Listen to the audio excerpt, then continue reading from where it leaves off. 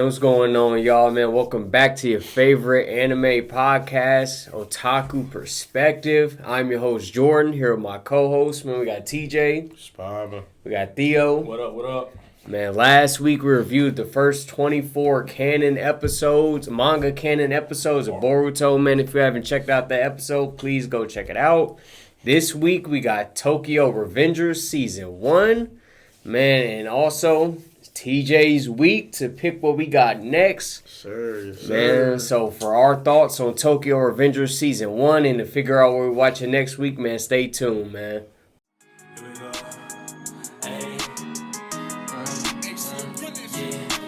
I'm a real spitter, baby, give me all the currency. Ain't nobody in this rap game going hard as me. Tripled up my money, niggas say I got that pedigree. You ain't heard by now, let me introduce also from 3. When you see me out, hella gas in rotation. I can't even count all these blunts I've been facing. Told that bitch to get up off my ass, up off my case. This ain't even that, why you switching up the play? Like I won't pull up and dick you down and skirt off, take a race. Why you trying to check me, girl, you know that ain't your place. I've been working, I've been rolling, I'm so sorry for the wait. I've been living in the studio, like that's where I stay. All right, then some background facts, man. 2021 anime by Leiden Films. I ain't really seen too much by this studio. Apparently they did like Goblin Slayer Season 2 and they worked on some other stuff. I think they mostly do movies. 24 episodes. The mouse score is a 7.92. For our voice actors, for Takemichi in the Japanese, we got Yuki Shin, who plays Natsuo Todoroki from My Hero. I think that's like Todoroki's older brother. In the English, we got AJ Beckles, who plays Kaname from Bleach. For Mikey in the Japanese, we got Yu Hayashi, who plays Ryunosuke from Haikyuu.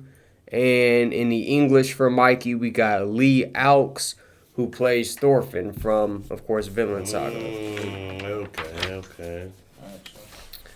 All right. You want to go ahead and get started? Episode 1?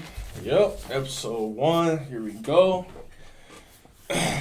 Takemichi is a worthless part-time worker who's down the dumps. See on the news that his girlfriend, ex-girlfriend from junior high has died, Hinata. She was killed in the conflict in the gang, Tokyo Manjin. As he's on the train station, he is pushed onto the tracks, and then next thing you know, 12 years in the past, he's reliving his life. So what you guys got for the first episode? What was your first impression on seeing that? Yeah, my first note was I had the MC as a crybaby simp. Yeah. But no, I definitely had questions like following this episode. I thought it was a decent setup episode. I said, how did they break up? Why was Naoto surviving and saving him like the only major change of the timeline? And I also said, like, why doesn't he just leave the gang? Because after like the events of what we see in the first episode, it seems like the gang is really just like, you know, the source of all his problems. Like, right. That was kind of my reaction to the first episode. Okay. As far as me, first episode, all I really had, I will say it was interesting. Like Jordan just said, I feel like it was a good setup episode. I was interested to see, like, basically what caused, the conflict, like what caused this big conflict in the present. So I was just pretty much interested to see what was going on. I thought it was funny that he was like they made a point to say that he was like a bum, or he felt like he was a bum and a loser. And I thought it was gonna be more like I don't know, maybe like other shows like traditional isekai I've seen, where it's kind of like the MC's a loser and then he goes back and like really like maximizes it, like, all right, this is my second chance, and he just goes, like off the rails. So that's what I was, hoping, That's why I was like, okay, maybe we'll see, like, he'll get to really be wilding out or something, but. Right. Yeah, the first shot they showed, like, I think it's like the first shot of the first episode is his room, and it's like just messy, and you see a bunch of adult magazines. Right. So I was like, instantly I'm like, okay, I see what they're trying to say here.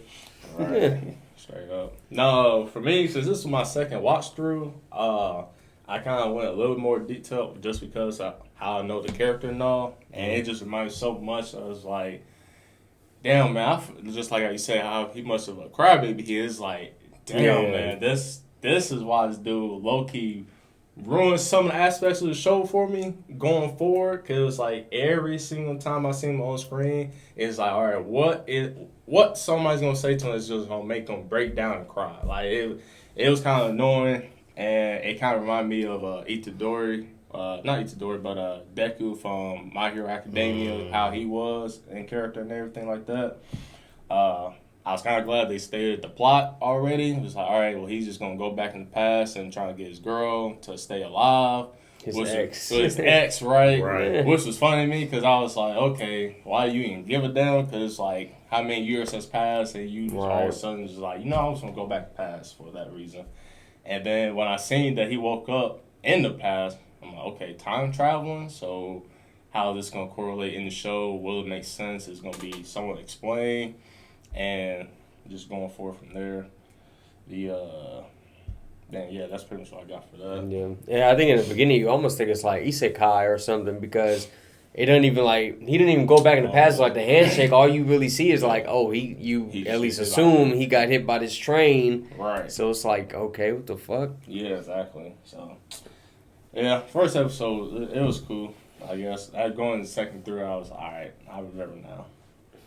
All right. Move on to episode 2.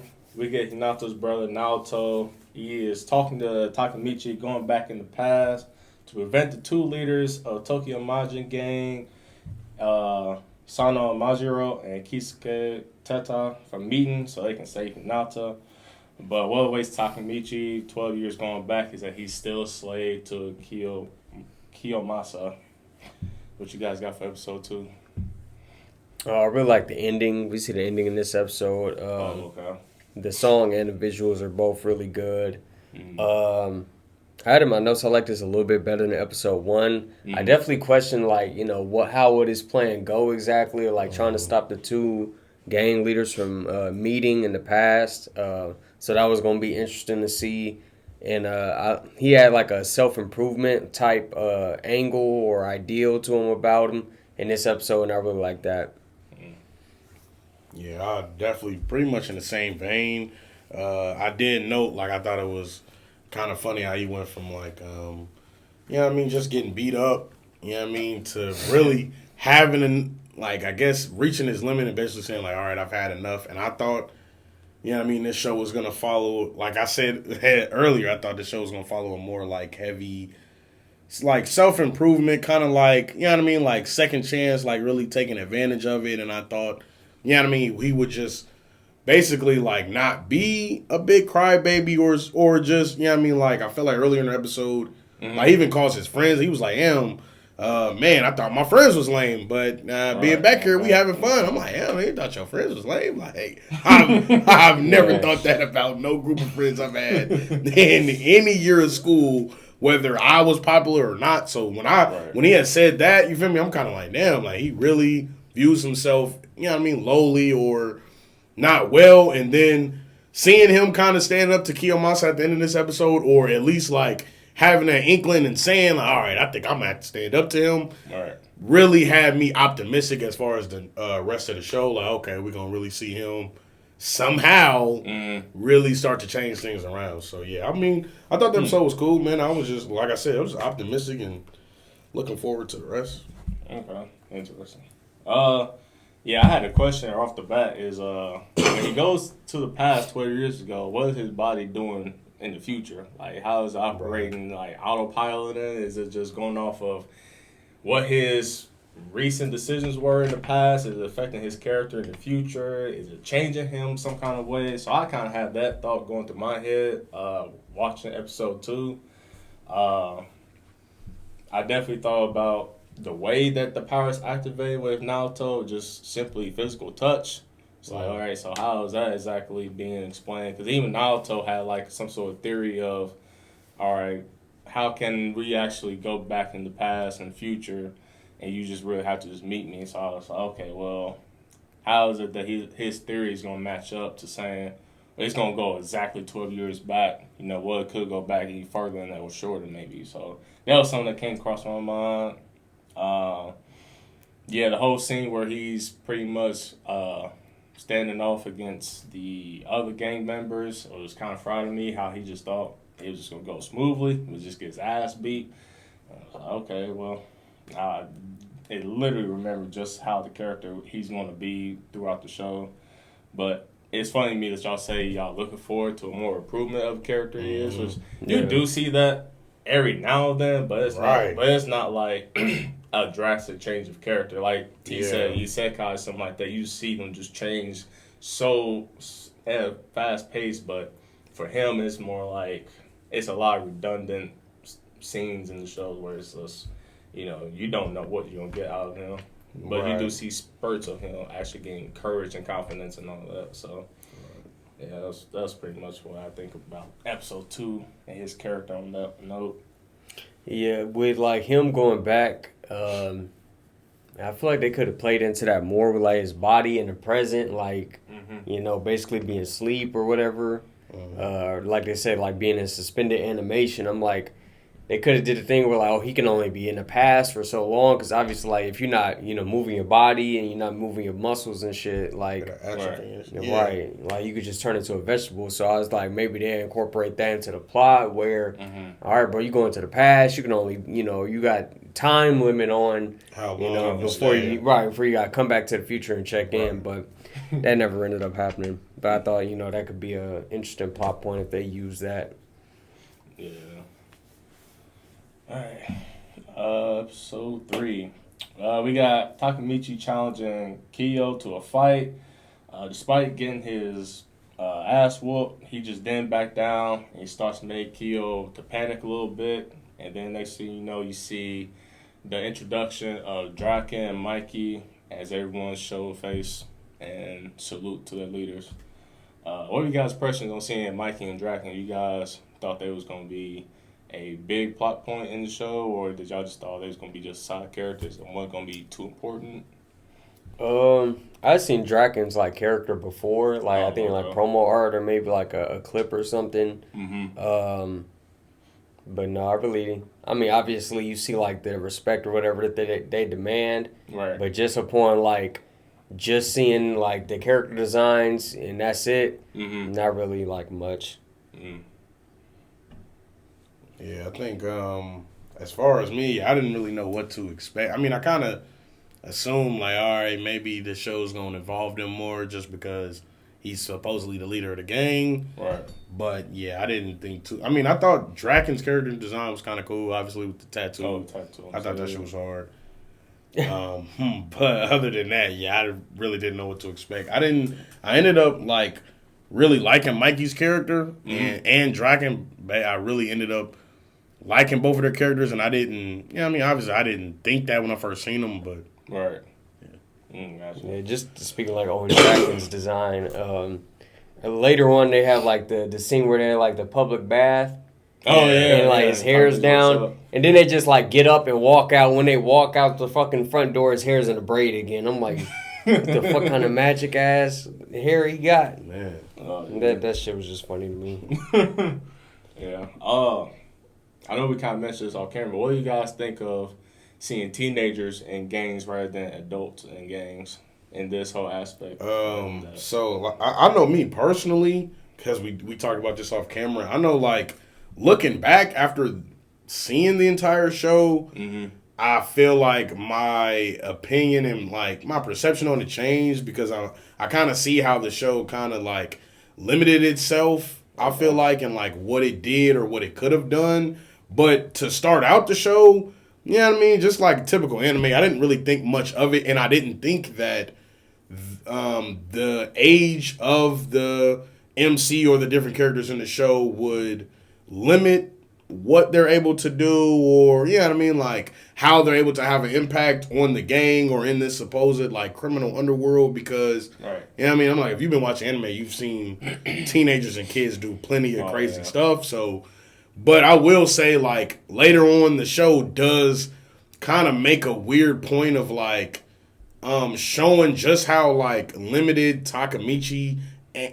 feels and is, along with him and his other like immediate classmates. But then, you know what I mean? But then we'll see people that are like 1, 2, 3 years older than him fighting like grown men, and they'll be like, well, them niggas just built different. You know what I mean? Like, well, Mitsuyi and Chifu, yeah, they just built different, man. We don't know, man. So that it did kind of throw me off. But I will say, to start the show, I didn't really bat an eye at it. I didn't think much of it because I figured it wouldn't factor in as much, and I didn't. You know what I mean? I really didn't know how important that would be. Gotcha. Yeah. I felt at first, obviously, it kind of like throws you off.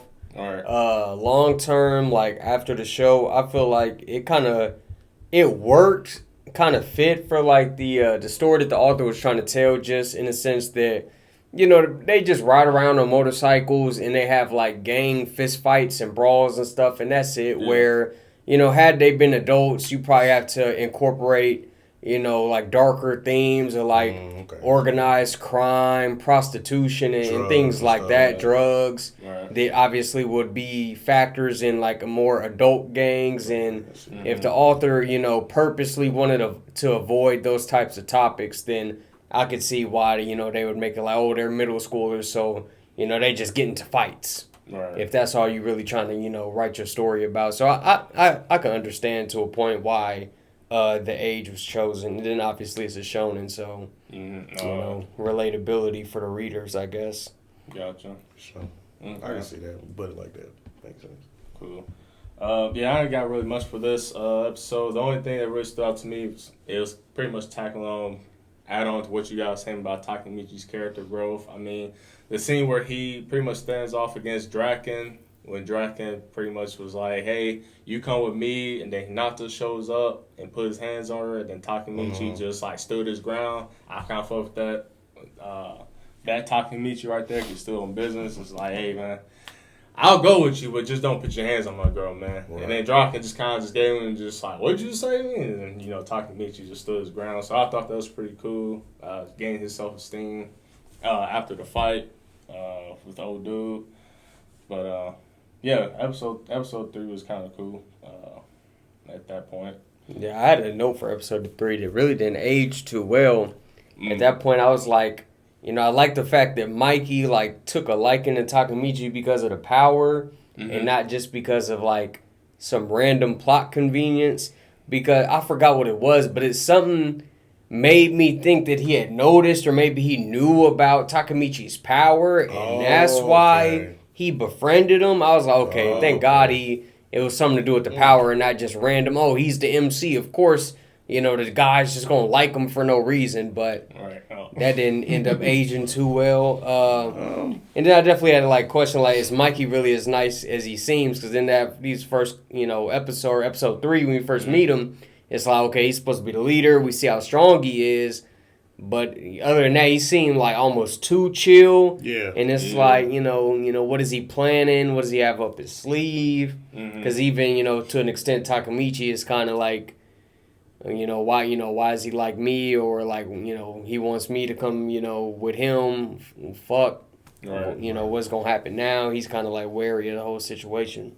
Yeah, and that's kind of how I felt watching episode 3, because I was like, all right, like you said, he's too chill. I wouldn't think a leader of a gang would be just like that kind of laid back or have that kind of like side of him displaying already, and then taking a liking to an MC that quickly. I would think it'd be much more of a raw, gritty version of him, and then he kind of lightens up. But it was just kind of just off rip. He was just like himself, you know. He didn't really display what he really is like once his switches flip. You know what I'm saying? So. Well, to that point that Jordan, you just brought up, as far as like, I will say, like, when Mikey showed a liking to Takemichi, I didn't really think it was just, like, I didn't think it was weird because, and I will say, like, throughout the show, I did know several times, like, damn, this nigga Mikey is hella mature, I feel like, and just hella intelligent. So, you know what I mean? Even with him saying, like, even obviously the situation that they displayed, him getting beat up and this nigga not falling,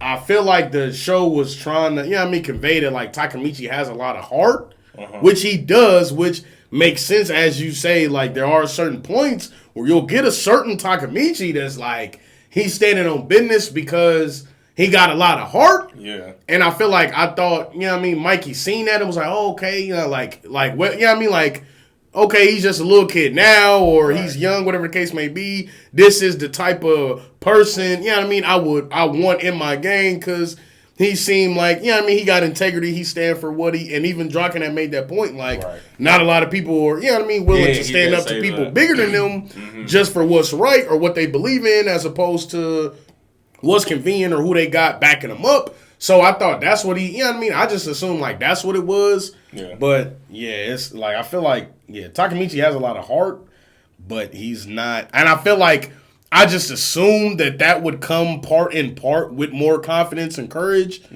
but it doesn't. Like, as we'll see throughout the show, like that's not really what that means. But that's kind of what I assumed, which is why it's fried that I keep saying up until this point, like, I was very optimistic and, like, you know what I mean? I'm just waiting for, like, this breakout Takemichi. That's, you know what I mean? Like, I'm really thinking, like, he about to really be stepping on stuff and he about to really be standing on business. Yeah. But, yeah.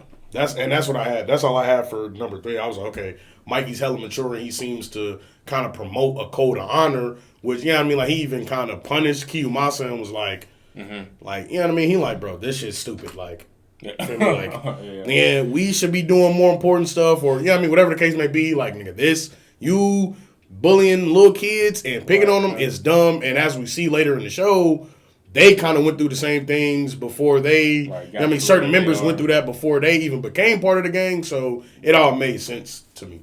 Yeah. But yeah. All right, move on to episode 4. We got Takemichi. He's enjoying his times with Hinata during the high school days, and then he's suddenly back in the present. And then after seeing how Mikey was in the past, he tells Nato that he can't imagine Mikey actually being this head leader of Tokyo Majin Gang that's now evil organization that he knows in the present time. So what you guys got for episode 4? What you got from it?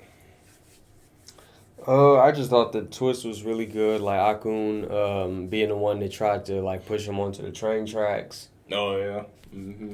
And I was like, yeah, he definitely got to go back into the past and really going to be more motivated now to make sure, like, they don't meet. Because now he got, you know, added person to his list. He got another person to save. So, Right. Yeah. That was my takeaway from the episode. Yeah. I will say, as far as episode 4, kind of the same thing. I just had noted that. I thought maybe Hakun knew about the time travel, like, knew about his power somehow.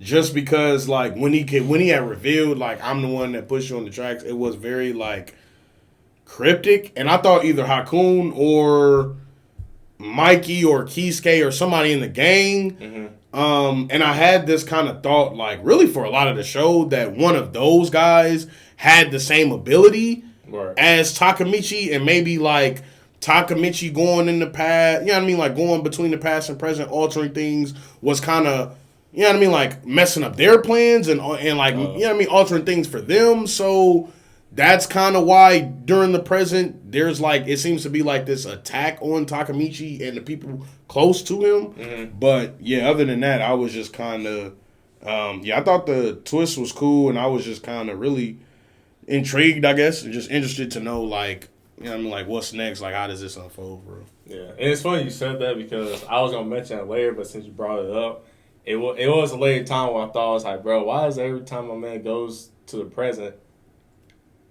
it's like somebody got a heart out for him, you know? It's just like, all right, what is it that he's done in his past that just made him think, like, man, we got to get Takemichi out of this picture, man. Like, as we know, first episode, he just lazy bum just sitting at his home. But for some reason, in his past, he seemed like a threat in the future. So everybody that's close to him in the present is, like, getting hurt or some kind of way. Mostly his girlfriend or ex-girlfriend, Nata. So I always wondered that. So, all right, somebody got hard up for him. And why is it that Hinata's always the one that's getting damaged? Well, not damaged, but killed. So, but yeah, episode 4, like you guys pretty much said, Akun, you know, him being top brass, in the Toma game, Takemichi really done understood, how did he turn out that way, just because, and I kind of just wrote down, it's like Takemichi just doesn't really understand the situation, because Akun has different things in plan, and the fact that he attempted to kill him, I was like, why he did that, which we actually learned later on, and like you guys said, him having a hunch on his powers, so it was, oh shit, like, what will make him think that he has some kind of power to go back in time and know it was him? You know what I'm saying? So I was like, okay, that's not explained well, but all right.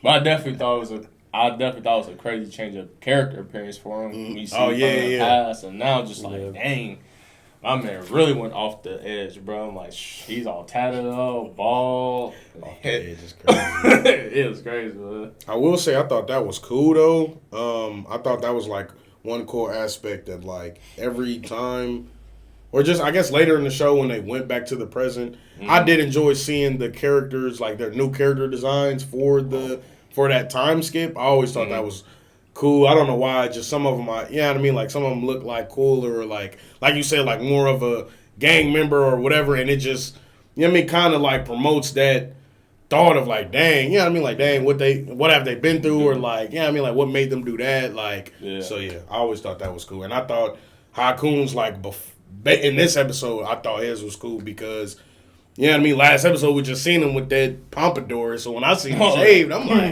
like, dang, bro, what, like you said, I was just kind of curious, like, dang, like, what happened, and I will say that I thought he would play a bigger part in the gang and would be more involved during Takemichi's time, because as we see, he made such a drastic character design difference. Yeah, we actually see two different character designs of him in the present. Right, exactly. That's why. That's why I was like, this one in this episode was cool. Right. I mean, the other one was just. Yeah, but what he did though was like, hey, that's crazy though.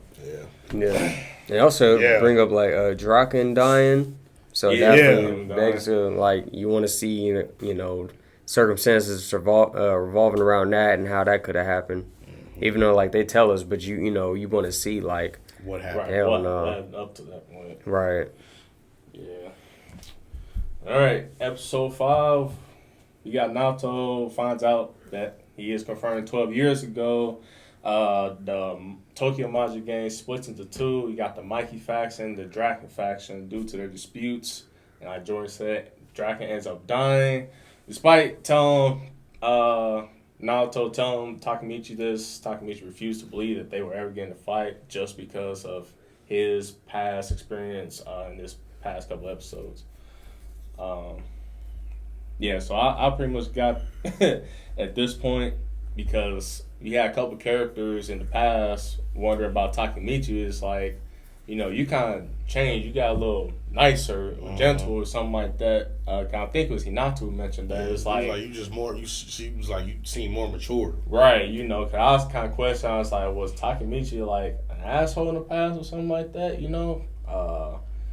But is that why they broke up? Was that probably a possibility? Seems to me that his relationship with Hinata, Hina, different judge from a character. Mikey being disrespectful to Pan's girlfriend's parents in the hospital. I thought that was kind of a cool character aspect, just because we got the little goofy side of him a little bit. But he kind of stood as like, man, I'm the leader of the gang. Like, you should respect me, even though I understand what happened, but I don't care about that. And then Draken's just like humble him and was like, hey, man, I understand what you trying to stand for, but this ain't the time and place for it. Like, one of our members, special person died or got beaten up, really. Yeah. You should show more respect on that.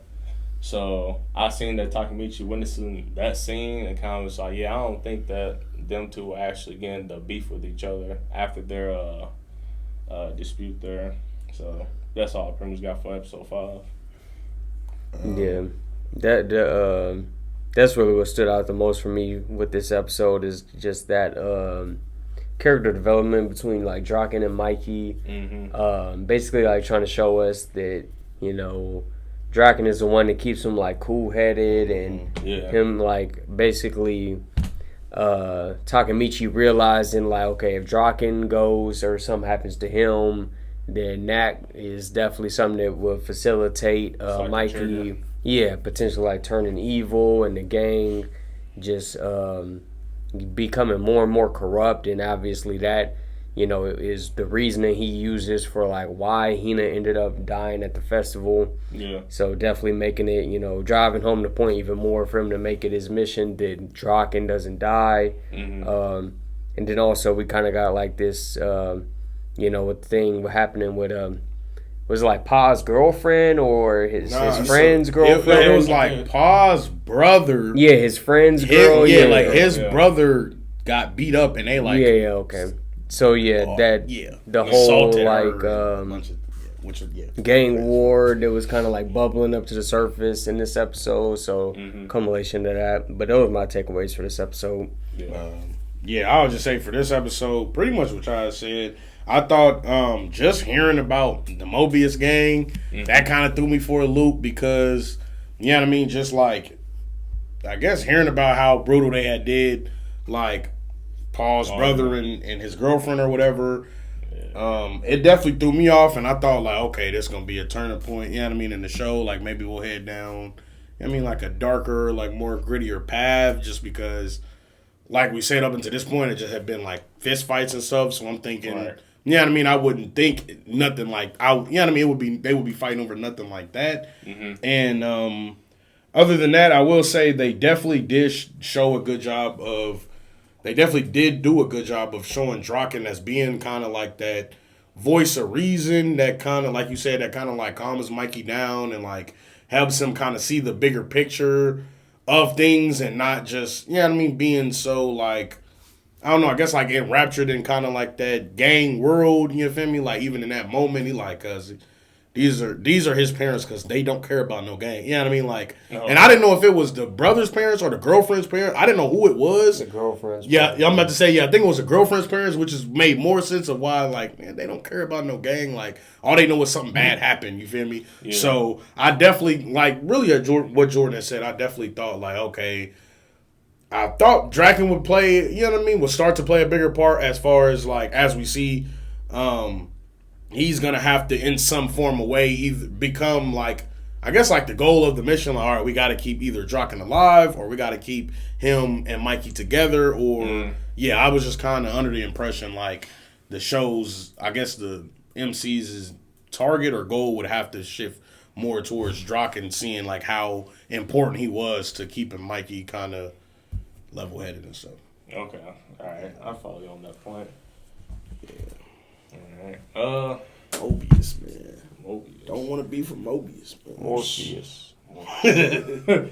Episode 6. Because Pachin's friend was brutally attacked by Mobius, the Tokyo Magic Gang decided they're going to fight them. But according to Naoto, Dragon doesn't die because of this conflict between them, but rather internal conflict with the gang that he's part of. Episode 6. So we're getting a little bit. Takemichi's getting more. His to-do list for me was like getting longer and longer. It's like, how can I make everybody happy? And this future is going to be the bright and flower kind of future he's looking at. And it was kind of just like, this gang is going to have main conflicts. It's just going to happen. Like, your main goal, plot point is to save your ex from dying in the future. So, I mean, Draken may die, but I don't think that if you got to continue to help everybody else's issues in their life or potentially save them from getting incarcerated or death, something like that, I just feel like that's just too much of a task for MC to do. But that's just how I just took it. Especially him having that aspect of him being a crybaby is a lot. I think that was just going to get more annoying to me just because of that. But that's just how I feel about him in general. But I ain't got much else for episode 6 though. I liked a little bit of like Draken backstory we get to see in this episode. I definitely hit on the same point because I also had in my notes like the MC at this point, you kind of get that idea he's trying to save too many people. Yes. Like maybe he's in over his head a little bit too much, or maybe they just want to like hit on maybe a theme that sometimes you just got to accept the things, you know, the way that things are. Like, you know, Right. life is hard. You know, sometimes people just have to die, and or people just, you know, die or leave your life, and you got to accept it instead of always trying to change everything. Right. And also I like for Takamichi, like trying to stop the entire like conflict or the entire gang war seemed like a little much. Like Yes. he's just trying to By go himself. there and like by himself, just trying to walk in there like bro, don't fight him. Like nah, that's not gonna work, bro. Like, Yeah. you gonna have to find a different way about it. Trying to fight, you know. And you trying to stop a whole war by yourself, just one person. Like, nah, bro. Nobody gonna listen to you. You don't have that type of standard right now. No, not at all. For episode 6, I like this episode. I thought like I said, I really like Draken's character design, and after this episode, I really started to like his character. Yeah, I mean, just seeing that kind of like how hard he had it. You know what I mean, like how unorthodox his life was. Yeah. Just growing up and stuff. And I'm not gonna lie, bro. That first when she asked, bro, if you want to tug before school, I thought that was crazy as hell. When he was leaving out, Yeah, bro, I was like, Oh, yeah, this is fine. but I had put down, I had noted that the show has said, you know what I mean, like Draken's hella cool, but he not really lady crazy or whatever. Right. And after seeing this, I was like, okay, that kind of makes sense. Just seeing how he's kind of, you know what I mean, maybe like sees the bad like transactional side of having a partner or being with women or whatever. So him kind of not really having an interest in that made sense to me. I thought that was like great character development. As far as that, I definitely had noted down after I guess Draken had got like ambushed in this episode, but it was like a plot twist. Like he got ambushed, but he like they get there in time and he's okay. So that kind of threw me off, and I had written down. I was like, I don't know if I think he's changing the past or if he's like fulfilling a prophecy. You know what I mean? Because it kind of, to me, it had kind of seemed like he's going back in the past trying to change certain events that have already happened, but the events that he's, you know what I mean, trying to change, he's not doing much to change them, and two, they end up, it almost, you know what I mean, the show almost kind of was giving me the impression that the things were happening with his help. You know what I mean? Like, and I don't know what it was about this episode. I don't know if it was like he was supposed to meet Draken. He was supposed to meet up with Draken or something. I don't know what it was that made me think that.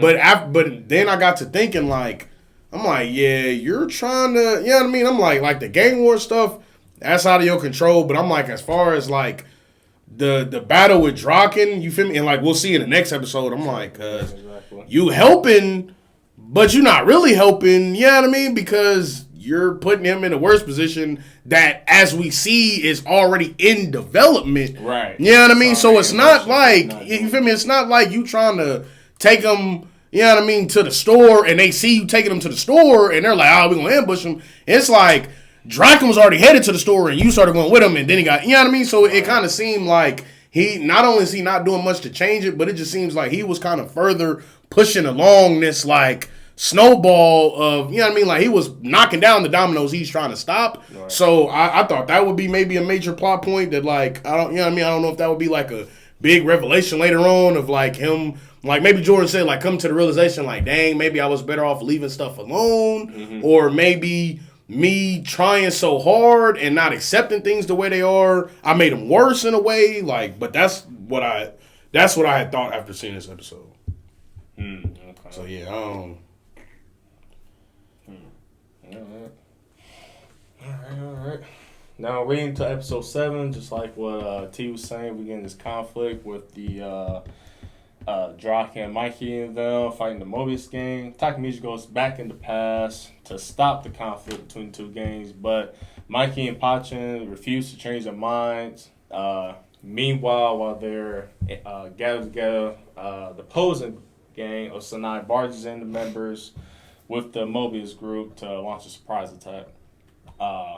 For me, When that scene where Takamichi's there, he's trying to like talk him out of it. It was just so annoying. I just literally wrote down like, "Dude, just shut the fuck up." Yeah, they just got like, to smack it. bro, just shut the hell up, man. Buddy's big dude's literally about to beat your ass, bro, Yeah. just because you're talking nonsense. They literally just beat up old girl. Like I ain't trying to hear shit what you trying to say, man. But episode 7, yeah, Takamichi was just annoying to me. The 2 gangs fighting was pretty dope. We just seen the crazy parts coming between Draka and Mikey, just pretty much beating everybody's ass, even the leader of the opposing group.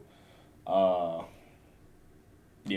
that's pretty much what I got for that. Well, then towards the end of the episode where you thought that, hey, Draken and Mikey was actually going to have their sightings, Takamichi kind of just like, they're in the middle of it. They're like, nah, he's my friend. It's like, nah, he's my friend. And then he's just like, I just wrote down funny moment. My man said, hey, cut the shit. And we just got shit in his head. And that for some reason just like resolves their relationship, which was fun because it was like they only really seemed that conflicted at this point. They were just like baby fighting whatever. Because Draken's girlfriend was just like, yeah, they're against each other right now. It's like hot oil and water, man. I was just like, really? It's like, okay, that's all right. But it just didn't really seem that way to me in this episode.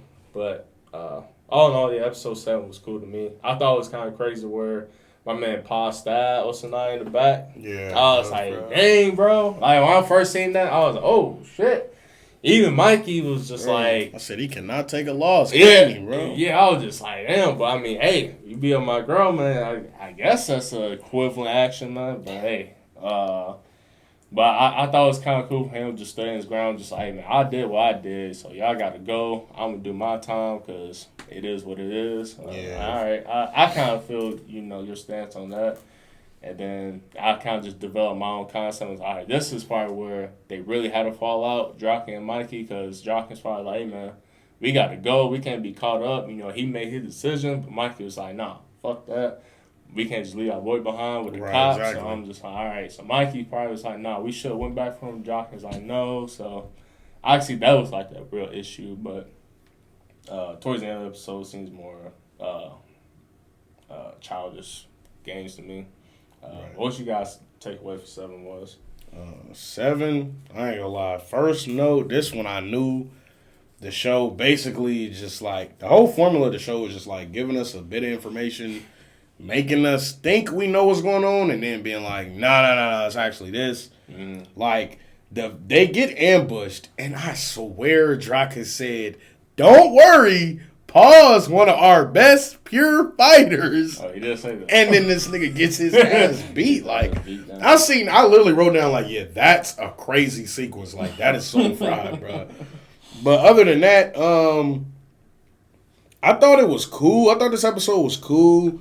And like I said, I feel like it... I mean, I guess that it was a plot twist, but me personally, I feel like it wasn't. I don't know if I feel like it wasn't done well, or if I feel like it just was kind of. I don't know. I kind of feel like it was just muddying up the plot for me. Like, it didn't seem like it had a lot of. It didn't seem like the plot twists were well thought out, or not well thought out. I feel like a lot of the plot twists didn't have a lot of consequence. I'll put it like that. So, like even with this, I'm looking at my notes, and I don't even think we'll see it in this episode, but it's in the next couple episodes where, you know what I mean? It's like, we basically got the information that, they have a fight, and then he, you know what I mean? Like, he gets stabbed in the fight, and we think it's this fight, and it's not this fight, it's another fight. Right. You know what I mean? And even the internal battle that they have that is solved at the end of this episode, I mean, it doesn't really have a lot of consequence because... as we see in the next episodes, the reasoning, it's like kind of related, but it's its own separate thing. Yeah. So, you know what I mean? It's kind of like, at this point, it felt like the show was just giving me like information and then saying like, yeah, this information doesn't really matter though. Right. You know what I mean? Because yeah, exactly. So it just, I don't know. That was really my main thought for this episode. Okay. Yeah, a lot of the same stuff. I was like, Pa really got his ass beat. That was really a crazy beatdown. Other than that, the animation and everything for the fights was great.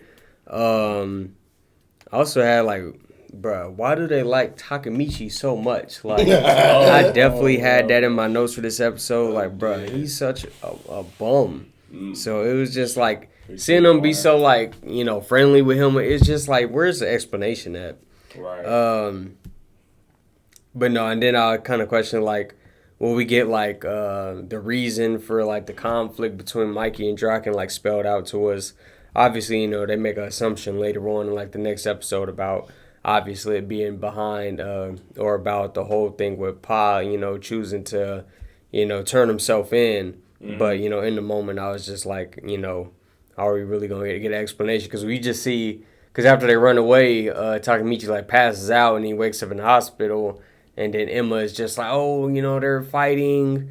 Toma gang is about to be torn apart. It's about to be over. Yeah. So obviously, like, begs the question, like, okay, what are they fighting about? Yeah, right. What are they fighting about, really? Yeah. Sorry, I got. Yeah, that's what I got for 7. Alright. Episode 8, the attack initiated by Head and Mobius. Mikey and Draken ends up at odds with each other. Like I said, they go visit Takemichi, who was injured from the fight. Takemichi is infuriated with the two of them, end up fighting and destroying all his belongings.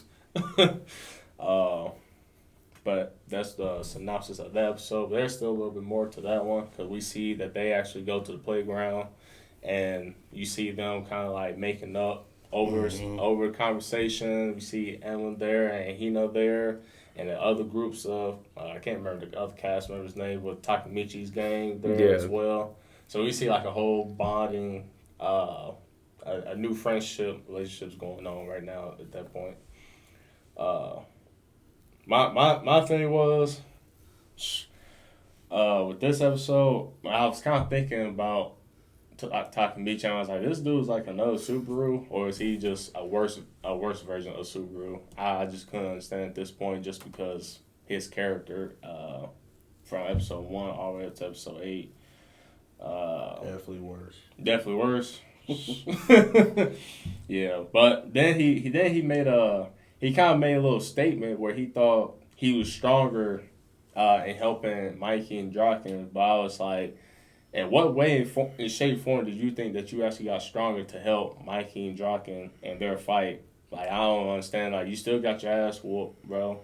You don't have the mindset of Draken and Mikey to help them, whatever kind of conflict there is. And just like Jordan said, what was the explanation of them liking Takemichi and the fact that how can he actually help them?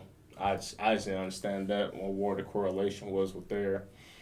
And then we get a little scene where the first gang member that we seen that had a issue with Takemichi, that he's pretty much salty that Draken had like embarrassed him like that in the first episode or first couple episodes, and now he stepped out of line, so now he's gonna try to get his get back. And I'm like, all right, so this dude the really reason why Draken gets stabbed and why Takemichi has to go back and help him out and prevent it to happen. So that was pretty much my takeaway for episode 8. I mean, it was an okay episode. I'm just going with the flow with it at this point. So what you guys got for it? After like the beginning of the episode, the analogy was like almost like painfully on the nose, where Takemichi is basically explaining to them like, you know, you guys fighting, you know, it's gonna have, you know, repercussions for more than just you. Mm-hmm. It's gonna hurt the people around you. And literally, like, as he's explaining this to them, it's literally just them breaking his shit while screaming at each other. So I was like, well, the analogy is like painfully on the nose. Also, question, I was like, you know, I kind of noticed at this one that like the MC doesn't have memories anymore. Takemichi, you know, isn't like relying on like what he remembers from his past or anything anymore. So I thought that was kind of weird. And after, you know, he like leaves the festival or whatever in the rain and runs it to Kiyomasa, I was like, you know, why is he so scared? Why does he think this dude could really kill Draken? Right. So I kind of like, that was my question for that. And then he got bitched in duct tape. That was crazy. Yeah. It was Friday. My man was just hiding behind the post. I did have a question. My man's hiding behind the post. You see them just like plotting. Like, yeah, man, we about to go ahead. I'm gonna kill Draken. And all of a sudden, they see these other gamers come out of nowhere. And guess who I found, man? I'm just like, first off, why aren't you there at the meeting? And my man's just sitting there on the ground and just like, man, why are you trying to kill Draken? And it's like, nah, shut up, bro. He's about to do what he's about to do, man. Just and like Jordan said, he got bitch and duct tape. So fast. Go get me my coffee, bro. Yeah, I want soda too, man. I was just like, oh, no. It was crazy because they didn't show him. Takemichi even was like, oh, I'm sorry. And then he goes, wait, why am I apologizing? Damn, my body's shaking. I'm just like, bro, you didn't get stronger. Your character development went from here to right back down to where it was beginning, man. So that's even more reason why I don't like Takemichi. Man. It's like he don't remember the stuff he did. Or the things that motivate him, or the reasons why he should be trying to have courage and push through anxiety and fear. It just he get in the moment and he frees up like a deer every time, bro. As far as me, episode 8, only notes I had was these niggas at the festival, they think shit is sweet.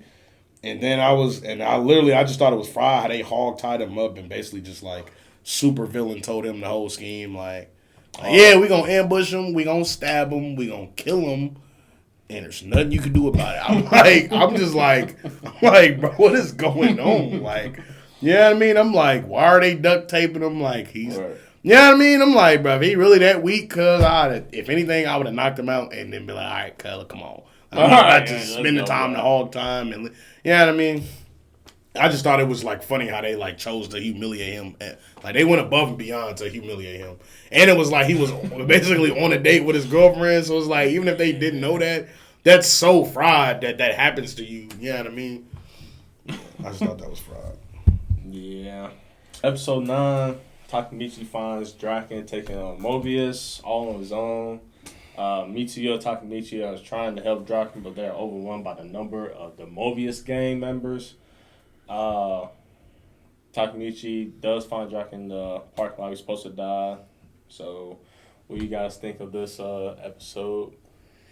I was like, it's crazy that like Mikey and like the rest of the backup wasn't even enough to save Draken. I was like, damn, that's wild. Oh yeah. As far as this episode, I just thought it was fried. I was like, damn, they had to ambush a real nigga. Mitsuyi, I guess that's how you say his name. I really liked his character. You feel me? I was like, he might be that name. Like he was really putting in work. Mm-hmm. I'm trying to think. I definitely was confused, bro. Like Jordan has said, I'm like I thought the gang was supposed to be tough. You know what I mean? And also, I'm like, he had been holding off, I guess, on his own for a while. So I'm like, man, where is the gang at? Like, I thought that, like, this, I think it was this episode. Yeah, this was the episode where I literally was like, I was like, bro, they keep talking about this gang, but I'm like, bro, I've only seen Kiyomasa, a couple of people, and Mikey and Draken. You know what I mean? I'm like, I just got ambushed in the warehouse. There was no gang, no reinforcements. So, you know what I mean? I was curious, like, how big is this gang? Like, where is this gang at? So, when they came, you know what I mean? Like, when they came to help or whatever, I was finally like, okay, this is the episode I thought we might see, like, which I guess we did see, like, kind of like a big brawl. I thought that was cool. As far as, like, just, you know what I mean, flashing the different characters and seeing, you know what I mean, how formidable these other, I guess, like, the lieutenants or, like, gang members that we don't, you know what I mean, know yet or we don't see a lot. Like, just seeing actually how formidable and how well they can hold their own, I thought that was cool. Right. But, yeah, that's pretty much all that. Yeah. I just thought it was funny to me where Takemichi and Mitsuyo get there and, you know, the other gang members, oh, shit, that's Mitsuyo. Like, that dude's formidable. But next thing you know, they hear this bike off in the distance and everybody just goes, oh, shit. And my man's just like, you know who that is, right? That's Mikey. Mikey pulls up on scene just like, so all y'all got to do is hear that engine. And y'all just know it's trouble. Like, they definitely was glazing. I was like, y'all just know that's trouble, man. And I didn't mention this before, but we did see a flashback where It was Mikey when he was young. Well, it was that same episode with Draken, and he went to go find Mikey. Yeah. And it's like, man, this little kid, man, my man just straight dropped the bag, went straight whooping ass. And I was just like, oh, all right, yeah, that's the Mikey right there. But yeah, episode 9 was cool. It was just I just wrote down it was literally just an ass whooping festival. That's literally what it is right now. Ass whooping festival. It's just straight up, and then we see. Draken, he does get stabbed. I was like, he just casually got stabbed too. It wasn't even like, a big scene. Yeah. We just see my man just laying on the ground, Takemichi just yelling. Then Mikey, he's fighting the other gang leader, Hanma, who just happened to be, which is fine because my man got the tattoo with sin on one side and punishment on the other. But I thought his character was kind of goofy because every time he brought it to his face, it was like he was a supervillain or something like that. What is it? His tattoo said what? The left hand had sin and the right hand had punishment on it. Oh, I didn't even know that. That's hard. Yeah. I was watching on anime. They ain't had no. I was watching in English, so. Yeah, you watch the sub. They had translations in the sub. Oh, gotcha. Anytime you see text on anime on English, you're guessing. You was using what? Anime. I mean, Crunchyroll. But yeah, his character introduction was kind of funny to me because it was like I said, every time he brought his hands to his face, he's supposed to be some sort of super villain. Right, he's supposed to match up against Mikey, and they did have like toe to toe, but Mikey still giving him the business, So I was like, all right, that's kind of cool. Yeah, it was a good fight, and I like him finding Draken.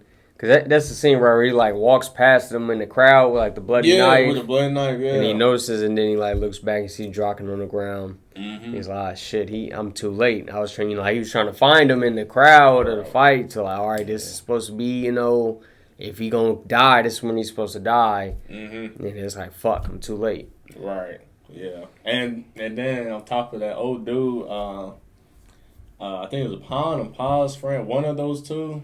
When they show up and they like pretty much flip side, and I was like, bro, really? Like you flip, like bro, you a hoe, man. There is no way you just gonna flip side just because, like, hey man, my boy's in jail, you ain't do nothing. Yeah, I was gonna flip side to the ops, man. We just gonna go ahead and get back, and it's like, nah, man, that's so like. And then towards the end, literally, I think it's like episode 11 or 10. I was like, bro, nah. There's no way we're going to try to let my man back in the game just because his misconception. I was like, oh, I didn't know that. Well, hell, welcome me back in the game. Y'all just like, nah, ain't no way. Yeah, it don't matter what you do in this game, bro. All you got to do is say sorry to Mikey, bro. You're going to be back in the game, bro. I guess.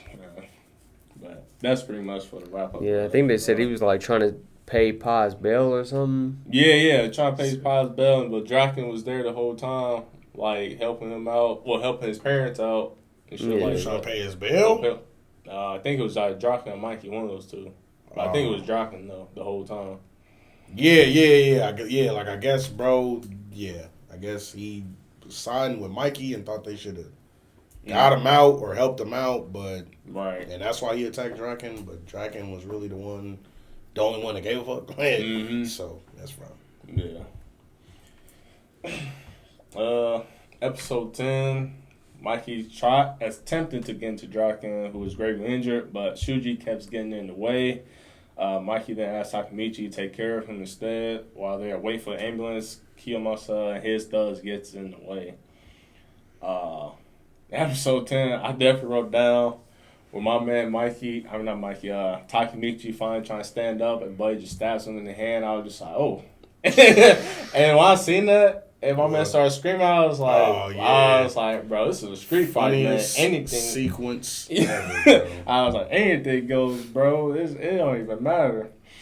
And then, I just wrote that down. Then Takemichi gained the courage and having his flashbacks and seeing Hina's getting hurt and Draken's getting stabbed, and my man just put Buddy in chokehold just like that and lights out. And I was like, bro, what?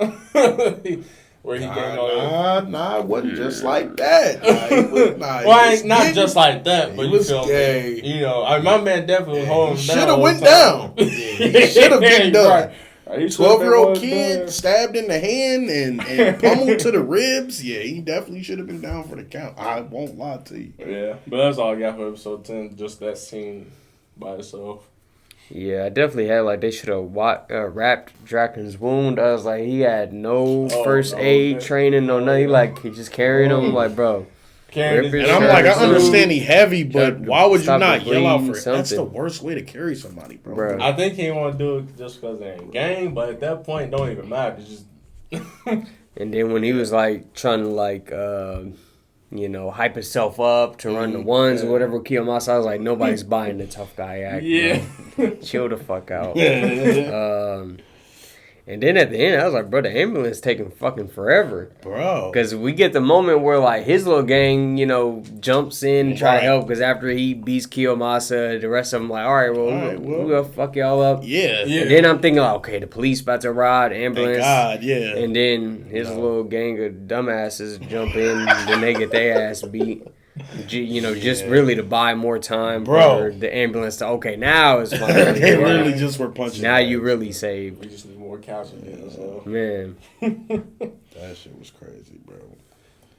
Yeah, I thought that was fried. I literally had all of the same notes on this episode for real. Like, I was just surprised that they came just to get whooped.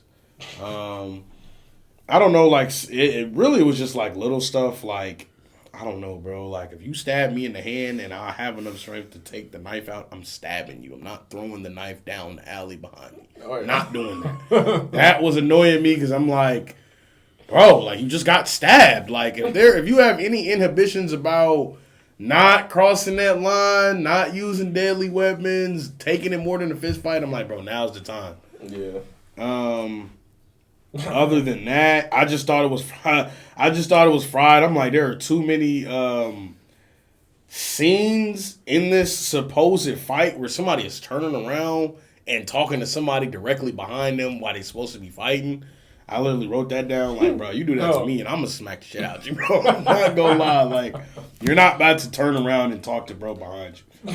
Other than that, this episode was cool. As we had said earlier in an earlier episode, this was another point where I thought Takemichi was about to really like make a turning point for the, for the episodes following this, just seeing how he was able to kind of gather his courage and, like push through his fear or anxiety. And like we said, he got stabbed through the hand. He's fighting through that. He chokes bro out. Then he gets back up bleeding with Draken and is like, hey, I can't even move my arms, but I'm going to still fight with you. So, I was very optimistic after this episode thinking like, okay, now Takemichi, now he done kind of weathered enough storms. He done got rid of that cowardice. Like, he's going to, be more readily courageous and stuff. But, no, he wasn't.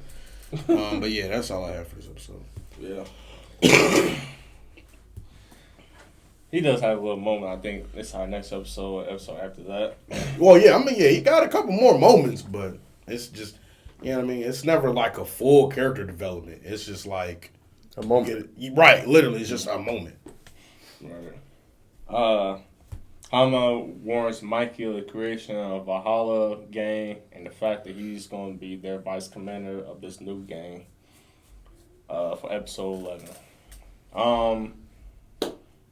Like I stated before in the last episode, which was really this one, I wouldn't let Buddy back in the game even after the fact of what just happened, even if he misunderstood or felt like somebody wasn't doing their part, they was doing it behind the curtains. Right. That's how I feel. I think anybody probably feel that way. But to Mikey's point, Mikey's just like, hey, like it is what it is, man. Just know that you need to apologize for Draken, mostly, because this is your whole plan. Now also write down another character development for Mikey. We see him pulling up to the hospital, and because everyone is at the waiting room waiting to hear the results of Draken, and everyone is pretty much balling out. And then once they hear the results, everybody's relieved. Mikey, he's pretty much relieved as well. But he's not like balling out like everyone else you would think because how close him and Draken will be. Because I was kind of expecting my first watch through that he's just shoving everybody out the way and just like hoping and praying. He's kind of pulling a Takemichi out, I feel like, my first watch through. But he was actually holding it down pretty tough himself. But then we see I think it was pretty sure this episode, but it was after everyone was outside the hospital. We see Mikey actually by himself and kind of just like having his own moment. So it's like, all right, so he had a safe face. It was like, all right, I am the leader of this gang. I am a tough guy, but I can't show it to everyone else that I do have like a soft side to myself like that.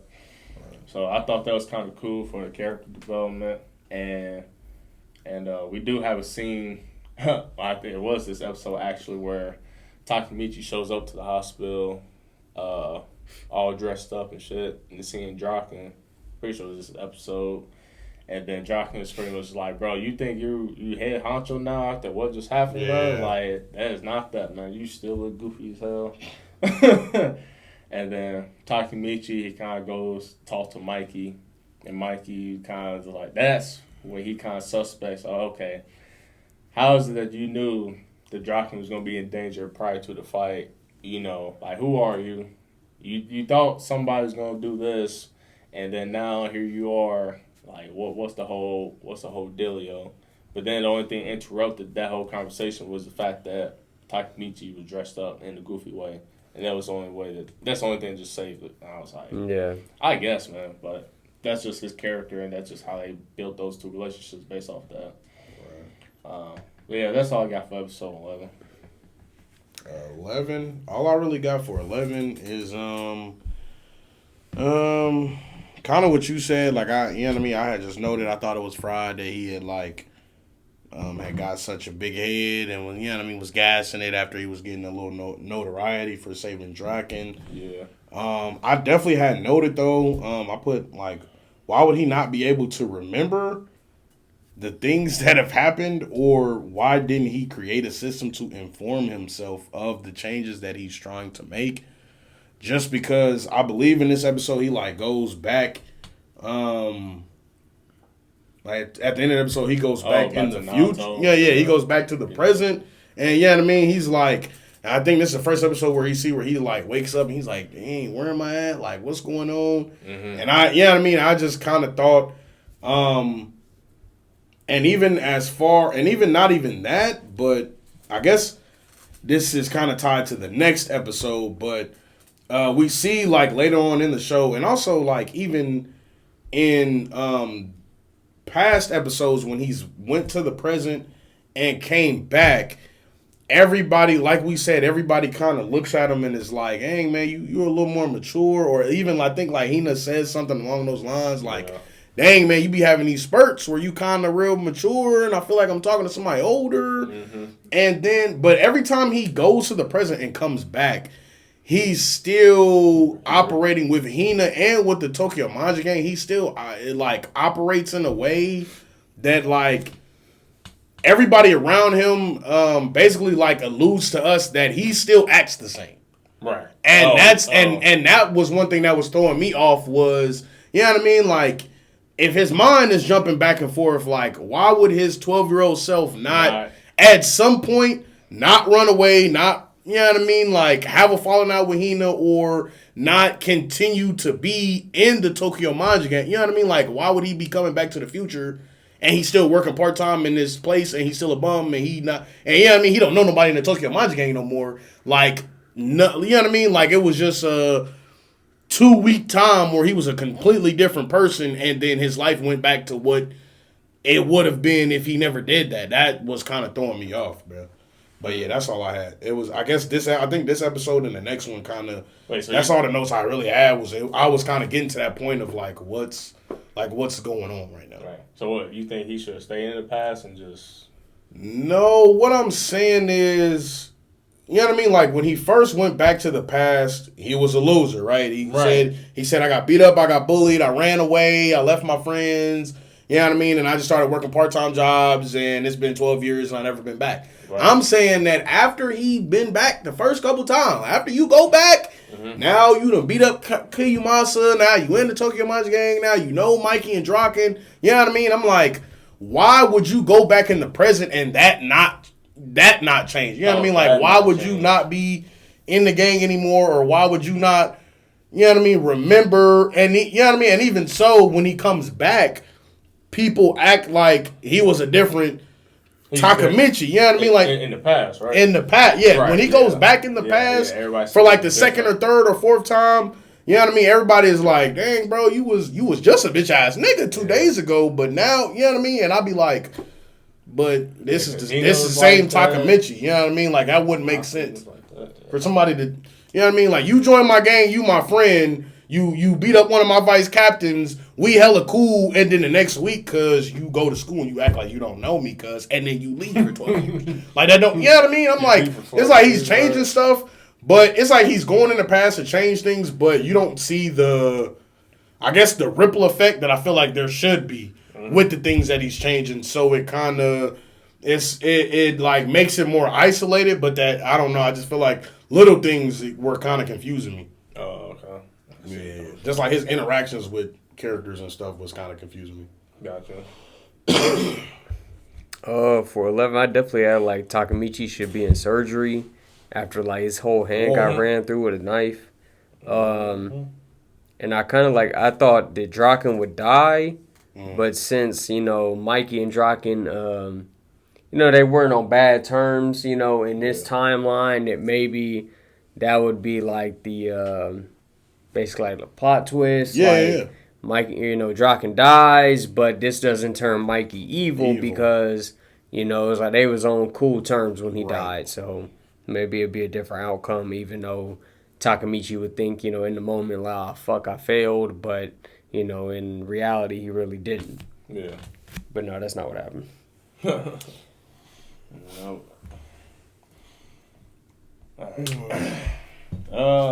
Episode 12, Takamichi returns to the future to find that Aku made his dreams come true, being a hairstylist. However, there's an accident caused by Torin that killed Hina that never happened. Right. After reuniting with Naoto, he finds out that Hina is alive, and then now they're going to see her.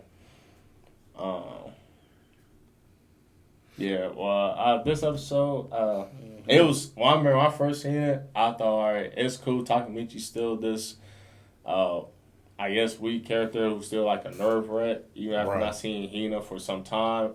Present-wise, he ain't seen her some time. And I kind of found it annoying at first, because I would think, well, I mean, you've seen her enough in the past, you know, now in the future, you would think it would be someone different, but it ain't. So it was really frustrating. So now I just said that out loud, I just thought about, like, now I see where you come from, yeah. But, that was definitely something I wrote down. And like T said again, she definitely confirmed that he's not the same person that he once was. Right. Because she even stated when they was on the, staring down into the water, like, this guy who I dated, he left me and he never returned. And when I first seen him, I was like, she got to be talking about him. Mm-hmm. And then he didn't put two together, and he kind of just got flustered and ran off. So I was like, bro, come on, man. Like, why are you being this way, dog? And then we see the scene where old boy shows back up again in the hospital, but he looks more of a professional character. You know, he's still in the gang. Hammer, we see him walk out the restroom, and he sees Takamichi. He's like, damn, bro, you ain't supposed to be here. Right. Like, what are you doing here? He's like, well, it is what happened right now, man. So I'm just going to go ahead and walk out. And I don't know why Takamichi didn't really realize who he was. Yeah. So, took him a little minute. Yeah, it took him a little minute. I would think there'd be some sort of conversation right there, but it wasn't, because then he just gone ahead and ran to Hina, who then we see sitting in the car, and we see this big-ass Hummer just straight smash her right into the wall. I was like, damn, bro, what the? No, that scene was crazy. That was like, whoa, that's crazy, bro. So I'm watching it, and I see that it's Aku, and I was like, bro, what the hell happened, man? You were supposed to be a different light, but now you're still trapped under the gang's umbrella now, so they must have had something on you. We get the conversation between Takamichi and Akun was really apologizing, but he just says, like, hey, man, I'm just under their reps. They got some know me. They holding possessions that mean dearly to me. So it is what it is. What I just did. But please save everyone else though. And so I'm thinking like save everyone else. I'm like, what do you know more about? What do you know more about, man? I ain't seen you in so long. But the past has changed. So why don't my man Takamichi remember what happened past in the future? So okay.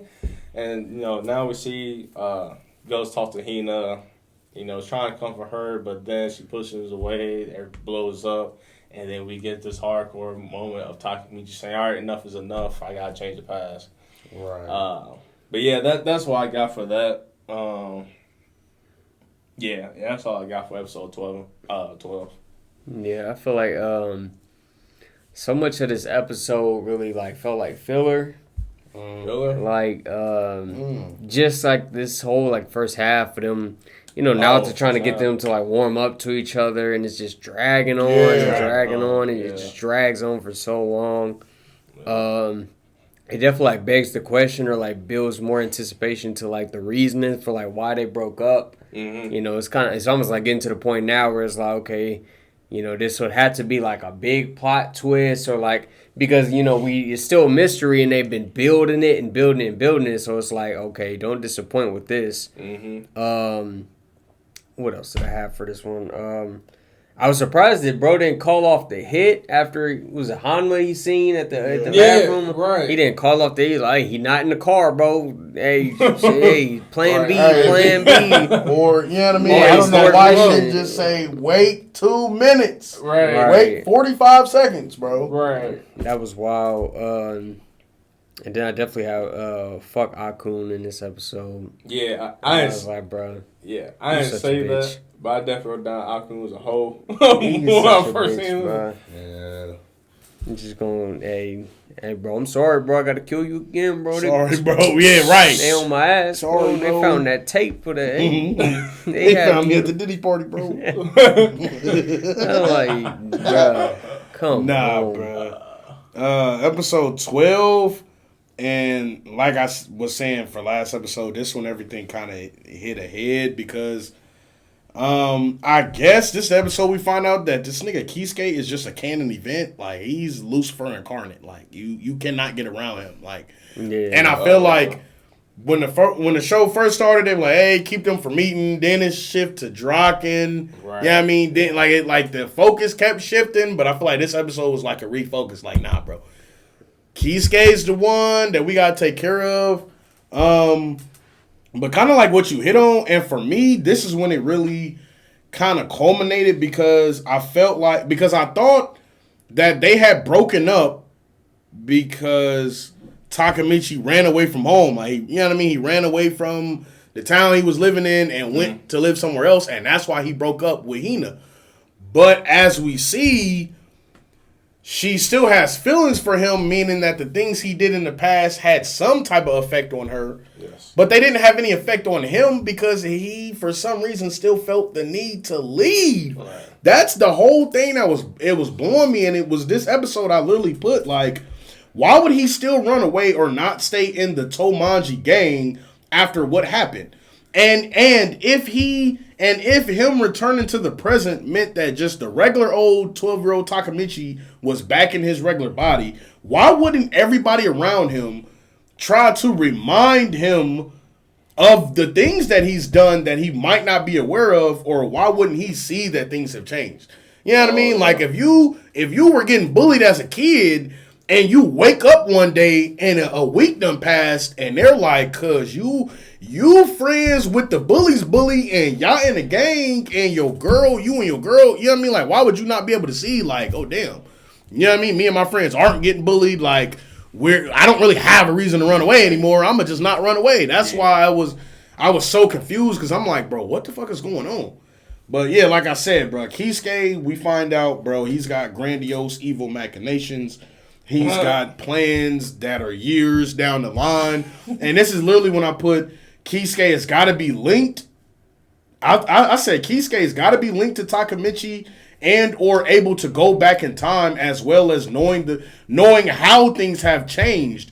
You know what I mean? And that's the only thing that would make it make sense to me is if Kisuke, for some reason, was able to travel back in time and was able to see, like, damn, this nigga Takamichi is fucking up my plans. You know what I mean? Like, me and Mikey was cool. I got Draken out the way. I wake up one day, Draken's still here. I'm like, okay, this nigga fucking my shit up. Right. Then I could see why he would have why he would have a hard on, or why he would be hard out to get Takamichi. That's what that was crazy. I could see why he would. I was gonna say I could see why he would have a hard one to get Takamichi. Like why he would have it out for him in every facet of this life, or you know what I mean, in every facet of what's going on. Because I mean, and to bring it home, we found out in like episode, what was it, 5 or 6? Hakun said, yeah, Kisuke, he make people do stuff they don't want to do, and he the reason I push you out on the track.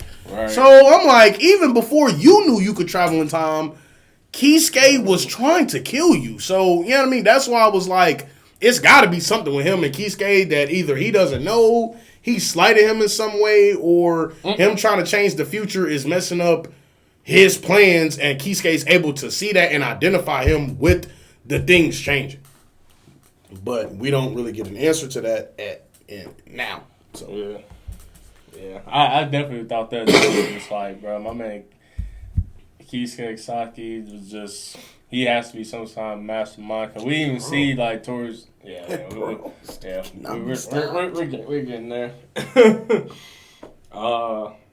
But I would like to add on to that from just going into episode 14. No, that was actually 13. Excuse me. After Hinata's funeral, Takamichi tells a grieving Naruto what he plans to do next, and why did the same future happen even though Draken remained by Mikey's side. In this episode, we do see Draken, my boy, is in the pen. He don't got here no more. My man's bald. Naruto doesn't see them. And Draken mentions, just like what T said, Kisaki, he has a revenge set on Kisaki on what he's done in the past or what decisions were made. I wrote down he's a real mastermind in the show. Just from what going from the future right now towards the end of this series, he plays a huge part of it. And why does someone have a hit off of Takamichi in this whole show? I said it before, but this is just what I wrote down for this episode. It is funny to me that you brought up that you think. Do you say Kisaki has the same power as Takamichi? It's funny. It's funny. I would say he has to, bro. Just off of what I see, for it to make sense, he would have to. If he doesn't, and he's just really smart, then this shit doesn't, you know what I mean? It don't really track. That's why I said that. Like, that's why I'm starting to think that after that episode. Okay. Well, I'll just wait till the last episode, and then I'll say something. But, that's pretty much what I got for episode 13. And it's funny because even as many times they mention his name, my man had already had a run into him by just walking past in a few episodes. So I think he will prioritize Kisaki at first, but he met Mikey and Draken more in detail. So. He just got swept up. Yeah, he just got swept everything up. Going on, yeah. Right. So, that's all I got for 13. Okay, Takamichi got a new resolve, trying to become the leader of Toma. Right. Yep. Draken on death row. That I like the little flash scene where we see him like in the office, like assassinated like 3 people. Yeah. And then we see Kisaki walk in, and I definitely had Kisaki definitely kill on sight, basically. Yeah. Because it's like just fate for him to like disable or like disassemble the gang. Like no matter what timeline it is, like he's here to fuck shit up. Yeah. Not escaping him, bro. Episode 13. I'm not gonna lie, bro. Funeral was kind of touching. Funeral scene was kind of. I mean, I feel like I'm about to say it's crazy. This nigga been crying the whole time, but he didn't cry in the funeral. I thought that would have been a great use to kind of add emotional weight. You know what I mean? Like, he goes to the funeral. Right. I've been to funerals. I know how it is when you go up by the casket or the monument or the display. Mm-hmm. You know what I mean? And stuff hits real. It gets real touching. But he just like bows and stands there a long time, Right. which I thought was weird. I'm like, bro, y'all might as well have made that nigga cry then. That'd have been a perfect time for him to cry. Other than that, when he goes back in the past, I definitely was starting to get annoyed just because I'm like, bro, this nigga not training. He not, you know what I mean? I'm like, he not studying. He not trying to get the most details as he can about the past events in the present. He not, you know what I mean, trying to, which I thought would make sense because I'm like, you basically take all your present memories with you. So, yeah. You know what I mean? I'm like, I would, you know what I mean? I would be trying to study up on, I don't know, fighting styles, submission holds, how to hold a knife, vital points, where can I hit somebody, I would be trying to do something if I know, you know what I mean? I'm about to be trapped in a younger body. It might not be as strong, but I got something like this crazy mission I'm going to do. So that was just kind of making me a little annoyed. I mean, he already put someone in chokehold. Like, it was crazy. So yeah, and you know what I mean? And that was another thing. I'm like, y'all could have made him the next Khabib after that. Like, even if you had Takamichi trying to submit everybody in every fight, I would be like, hey, he's smaller dude. He got to get it how he get it, man. At least he trying to do something. But, You know what I mean? Him just walking around with a lot of heart is not really doing much. Like, he really doesn't have a physical impact. Way out every single fight, bro. Exactly, bro. So I was just getting annoyed for real. And yeah, it was just kind of annoying. That and also him not. I literally put like he is not forthcoming with information as far as like to Naoto. Like when he comes back, oh no, you know what I mean? Like he doesn't say, you know what I mean? And I feel like Naoto, who is supposed to have more knowledge, I guess, present day than Takamichi would have because he's been in the past. Whatever. I just feel like Takamichi not really giving Naoto, or us not seeing him give him information like, hey, this happened. I talked to this person. This happened. Because I feel like if he did that, Naoto would be able to give him some type of insight as far as like who people are or, you know what I mean? Like what events like what major events might have happened or whatever the case may be. I thought that was kind of a missed point. Like I thought that would have been cool to see more of that. Yeah. But yeah, that's it. I had just in this episode I had noticed that he doesn't do that, and I'm like, yeah, man, he ain't. Out of all the times he's been back, he ain't never. Hey, this happened. He just come back like, no, this person's a good person, and he'd be like, bro, what are you talking about? As far as you know what I mean. So yeah. Yeah. No, you don't get none of that at all. I mean, he did have one episode, but it was like Naruto already had some of the dots connected. It was just that one extra detail, just like, all right, well, let me think about this. Okay, this probably happened in the past. All right, so you go back in the past, and then you figure that out. But like you said, if he had been more forthcoming with more information like you would think he would be, it would have been more okay. Right. Or even at least just retaining some of the information or memories, I would say. Right. But clearly he can't do that at all. Is that 13? Yeah, we're on 14. Yeah. Episode 14, Mikey and the rest of Toma have gathered to nominate their new third captain, with Kisaki being appointed. Meanwhile, Banji leads Toma as he joins Valhalla. This episode, when I first seen it, I already knew it was coming, that he would be eventually appointed as Toma.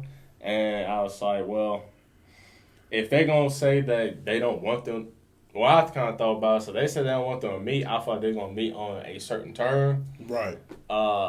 Which they did state is like he's kind of like coming from the Mobius or Valhalla group, he's working with them, and kind of just getting more intel on that. But obviously, Takamichi, when he first heard about it, he didn't want none of that at all.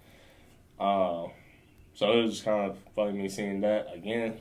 I wrote down Takamichi better smoke him out now. Because this is your one final chance. Because if you don't, it's a wrap. I don't care what. I don't care what Mikey and them say. just do it, bro. Just lay it all on the table. But even Draken, it's like, hey, bro, are you stepping out of line? Like, yeah, you just joined Taman. Yeah, we gave you Jack and all that, but he's now 3rd division captain, so we don't need you to not do that. But you feel me? I was like, whatever, man. But Bachi comes back in. I like Bachi's character. He pretty much just like, man. Fuck this group. I'm about to go ahead and join the ops, man. We gonna go ahead and beat all y'all asses. And I was, damn, my man just said this straight up. Even if it's our first time seeing him. But I thought that was kind of like cool to see. And then Takamichi straight up wallop Kasaki. And they was just like, bro, what the hell are you doing, bro? It's like, now that you did that, my man got all the rights in the world to whoop your ass now, bro. Just because of that, I'm just like, ain't no way that's gonna happen, man. But now at this point, you know, Mikey's kind of just frustrated. It's like, all right, Takamichi, I don't know what your reason is that you don't want him as our captain, but I ain't messing with you right now because now you're just getting out of chain of command. Like, even though you were a cool dude with me, it's like, but now you're just stepping out of line just because of that. Right. But yeah, that's what I got for episode 14 with my takeaways.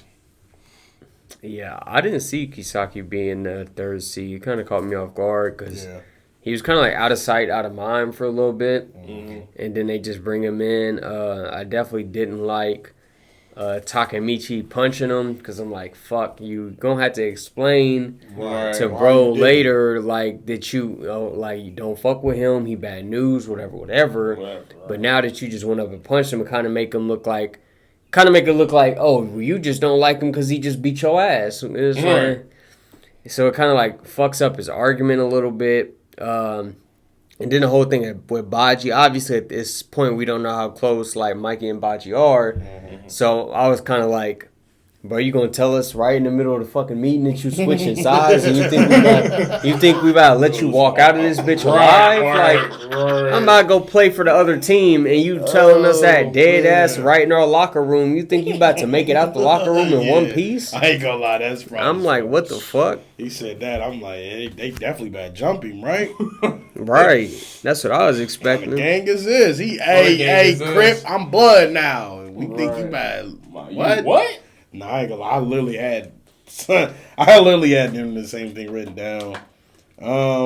I did put that. I thought it was fried that Takamichi punched him, like Jordan said. I'm like, he can't control his emotions, and I didn't even think about it messing up his argument. I was just like, hey, you know, you can't tell people you time traveling, so how are you gonna explain that? You know what I mean? Right. I'm like, there's no way to explain that. Like, you're bugging. Mm-hmm. I also thought it was fried that he's like hard set on leading the gang. And to that point, I literally put down like when they were like, hey, we getting a new captain or we got an announcement, I wrote down like they better make this nigga a captain. This nigga can't fight. Right. So I now, albeit I didn't know that Kisake or whatever his name is, I didn't know that he was gonna be made the 3rd division captain. Mm-hmm. But even when he was, I was like, okay, it makes sense it's somebody else and not this nigga because this nigga can't fight. Right. He got a black belt in Talk No Jutsu. Literally, he got a black belt in Japanese combat, bro. Man. That's all he does is talk, bro. Yeah, I know. That's why I don't like the character, bro. He said too much talking, not enough fighting, man. Dude, I think if they did that for him, like they gave him a little bit of fighting capability, I'm like, okay, you're a little bit more likable character. At least the comparison I made with Deku and My Hero Academia, at least Deku actually knew how to fight going forward, even though it's totally different animes. But just a character of him being just a crybaby and whining starting out, he kind of just gained the confidence. Just like Takamichi, every now and then had those spurts, but still resort back to him old and self. That's one thing that I was so annoyed with because just me being a regular guy, I'm like, bro, he ain't, like I said, he ain't been in the present trying to study or learn nothing.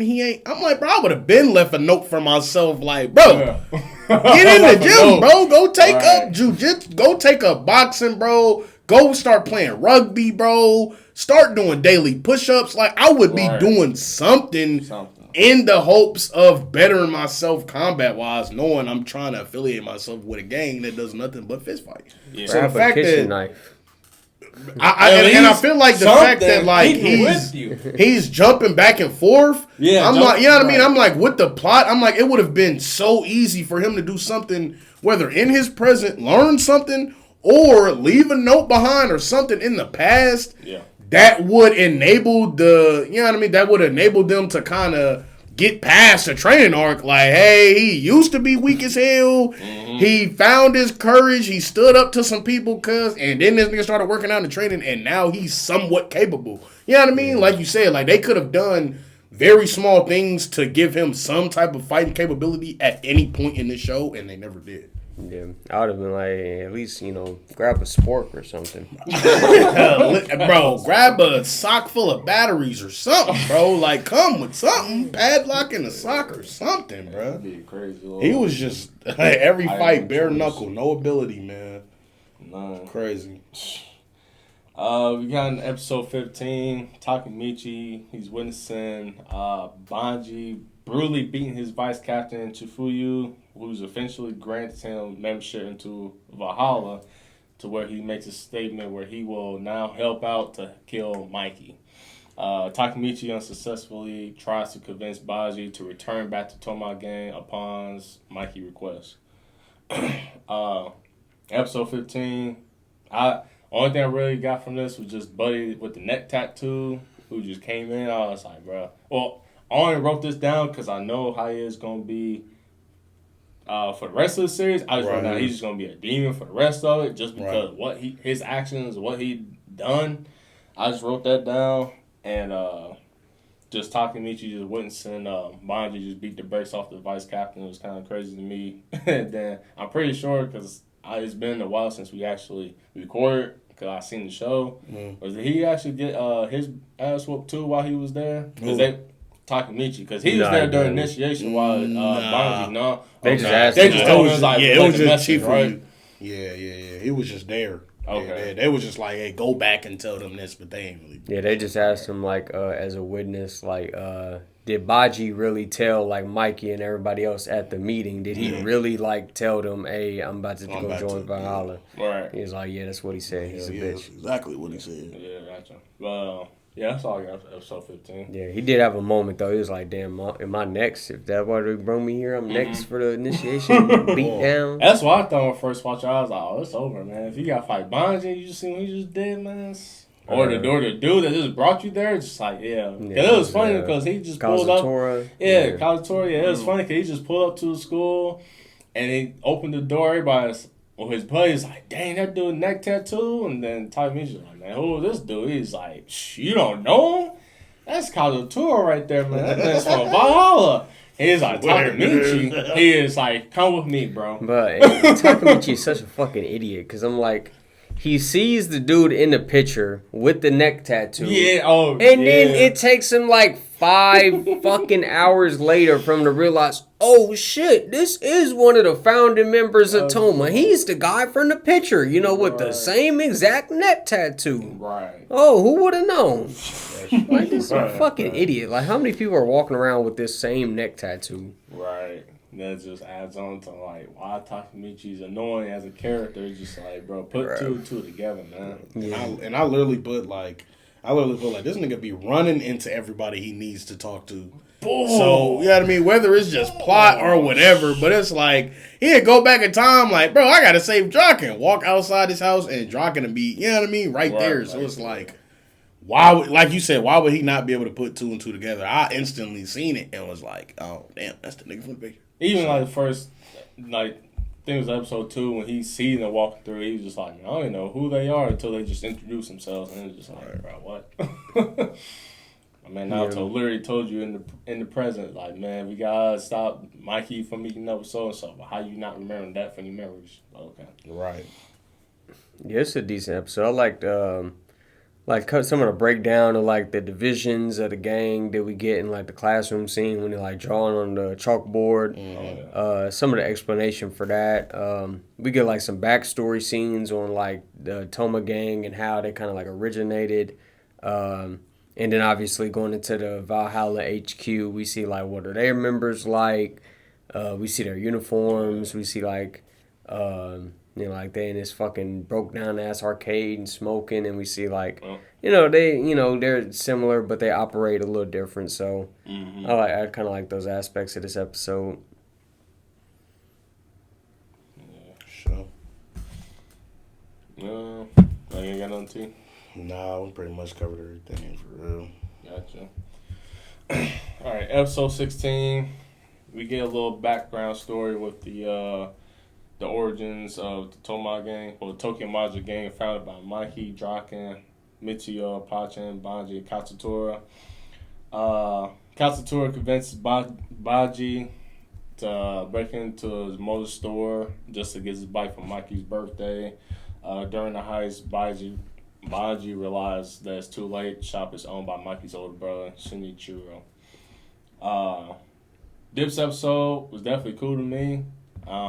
Just seeing the relationship that Banji and Kazutora had, and seeing how they were younger, and what they was looking up to as being gang members and getting their little mini squabbles with other gangs and trying to make a name for themselves because they had this aspiration of being just like the other gang members and just being much more renowned. The one scene that definitely caught me off guard, because I didn't really see it coming, was Kazutora beat old dudes, beat Mikey's bro with the bat. Bro, I was like, pipe. bro, It was like well, a pipe actually, yeah, yeah, straight bro. slapped him. I was like, oh shit, and then you should see both of them get arrested, and Now, he had some bolt cutters. bolt yeah, cutters? that's what Bolt it cutters, was. yeah. okay, yeah, Tough. yeah, that's right. That shit had to hurt. Yeah, and it was crazy though, because my man straight up just like came out north from the shadows and just wow. Hey, mid-air, head, legs, fully crouched up. I'm like, yeah. When I seen him, I'm like, yeah, bro. Whoever this dude is definitely finna just die right now. Yeah, Like, yeah, it's not finna be they not finna fight. This dude's finna die. yeah, straight up. But yeah, guilt-ridden Kazutora enters a catonic state and pretty much has his heart on him, just like, yeah, I just want him. Whoa. Just right now, Mikey's all on my mind for right real, now. yeah. Hey, yo. Straight Pause up, on bro. Nah, I definitely had that written down. I'm like, damn, this nigga killed Mikey brother and then lost his mind. Yeah. But basically, that's what happened. Like, in a way, we basically just fought, which I don't know. I don't know. I mean, I get it, I guess. As they explain it, you know what I mean? In the future episodes, I guess it makes sense, but I don't know. I feel like they should have just went evil with his character, you know what I mean? Mm-hmm. In this sense, and just a sense of like, I could see him, you know what I mean? I could see him like blaming Mikey, like, dang, I didn't know that was your brother, and I was doing this for your birthday, so it's kind of your fault. But we find out later on that it's a bit more complicated just to give them a reason for Kazutora to be or not to be redeemed later on. Like, it's not just as simple as that. You know what I mean? It's not just as simple as him saying, hey, I know I killed him, but I did this for you, so it's your fault. It's a bit more than that. That's for you, But, yeah. Yeah, definitely. Like this episode comes across as like kind of like almost like a traumatic like coping mechanism. Right. Yeah.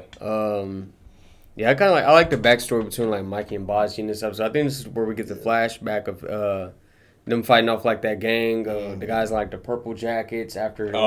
He has to go like gas up Mikey's moped. Yeah. And he comes and saves him. At first I thought like when Mikey's older brother is like coming out of the shadows at the dealership, I'm thinking like, because they got him like in the shadow at first, so I'm thinking like the reveal is going to be like him. Like once we see him, it's going to be a character we recognize, and that's the reveal. But obviously, no, the reveal is like Baji telling us like, oh, that was Mikey's older brother. And I kind of questioned, I was like, where the fuck are the keys at? Like, they break into the dealership and they get on the bike and they're like, all right, bro, the alarm didn't go off. We cool. They was about to hotwire that and they hop on the bike and they're like, all right, bro, I'm about to open up the little gate or whatever. We get out of here. I'm like, no keys. Ain't got to find the keys. Nothing like. Okay. And yeah, they was on. I seen they put the tape over the door and then smashed the window. I was like, okay, let me write this down. That was like the first time I had seen that in like fiction or something. Say it again. So they did what? Right. I don't even think I seen that part. I must not have been paying attention. I've seen that technique before. Right. Like duct tape the window, then smash that. I guess it was like so he didn't get cut or something. Didn't unlock the door. I was like, okay. Oh, okay. Gotcha. I had to use that.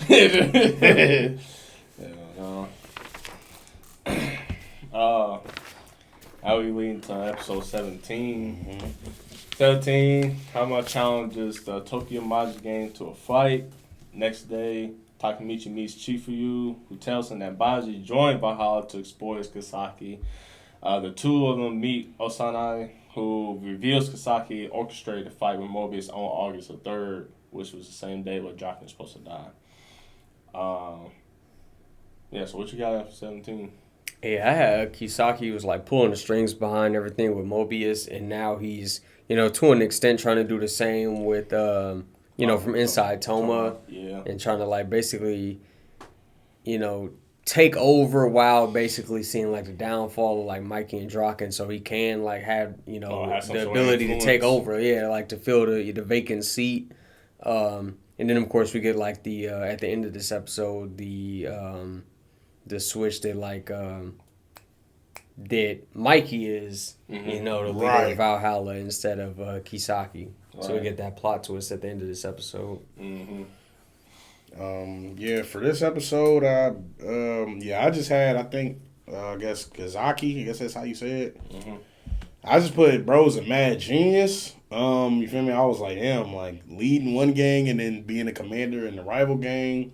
I was like, he probably gonna try to combine them at some point, which we find out is literally what it did. Yeah. But I had, because as far as like when Draken had said that, like I guess when the show was teasing Mikey as being like maybe being the leader of, well, not even maybe, but he like flat out said like Mikey was the leader of Valhalla. So that kind of threw me off just because, I mean, obviously the show is going to be intentional with what characters say and how they say it. So I literally wrote down like I think Draken in the future is saying that maybe they had like got together. Mikey and Kizaki had got together and orchestrated this at a, at like a prior point that we don't really know about. Okay. You feel me? As meaning like Takemichi and the audience, like we don't know, like we didn't see it. But yeah, I was like up until this point, the show, had kind of had been putting that basically like Kazaki was in one timeline or another either like corrupting Mikey, like either pushing Draken out and corrupting Mikey or just taking over the gang himself and being the leader or, something along those lines. So, I was confused. Like, I definitely was thrown off when Draken had said that, and I thought, like, okay, that's going to be a crazy plot twist. Yeah. Because literally I had written down earlier in this episode that, like, once again, I put Mikey as hella wise and mature with just him being understanding and forgiving towards Baji as well as Kazutori, really, because we find out in, later episodes where he kind of expresses his true feelings and, like, how upset or angry he was, but, like him showing enough restraint, whether it just be for Baji's sake or just for Toman's sake to stay together, like, for whatever reason, like, him showing restraint and not really getting on Kazutori's ass for killing his brother, you feel me? Even him with Baji coming in front of the gang and saying that, like, yeah, bro, we don't, like, I'm not fucking with y'all. And then him telling the gang, like, yeah, we're going to get Baji back, bro. We don't give a fuck about that. That, I'm like, I just thought, like, it showed, like, once again, like, he's hella wise and mature for his age, which really started to make me, like, question, like, what exactly is Kazaki doing? Like, what is he doing to this nigga? Like, what exactly is going on that he's changing from the Mikey we know to, like this supposedly person that's just as bad or just as evil as Kazaki, because as we see, he don't give a fuck. Like, he'd kill anybody anywhere. He don't care. Right. So. And it's funny you said, I'm going to add on to that point for the next episode.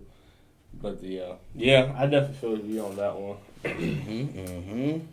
Oh, well, yeah, I guess he did say that 18. My fault. Oh no, you correct. But yeah, 18. This is pretty much where Mikey declares that rather than fighting Baji, the whole objective of the gang with the war with the Valhalla is to bring him back. So Right. like what you just said. But yeah. Or was that? That's 17, 18. Yeah, 18. Oh, okay, yeah, okay. you're right. All right. But yeah, what you guys got to say? 18. Alright, like memories are finally like a part of the plot again. I Yes. thought, it would last a little longer, but at the beginning of this episode we see Takamichi, he's like, "Oh, I'm recalling the memories now. I can see Mikey Okay, with that's a what bloody you're saying, with the face blood, after he yeah. like pummels Kazutora to death. Mm-hmm. I'm remembering, the memories are coming back to me. We get like the plot point like Baji could potentially be a spy, and obviously maybe he just joined Valhalla to ruin them from the inside, similar to what Kisaki's doing with Toma. And then at the end of this episode, they basically just decide, all right, we're gonna have like an all-out war just to bring Baji back. Yeah, this episode, I literally just really towards the end of the episode, I was like, the criminal world is so organized. And I'm like, they had the little, I guess they had like the other gang leaders kind of sitting there on the side. They had like some super badass gang that was there, supposed to be refereeing. So I thought that was fraud.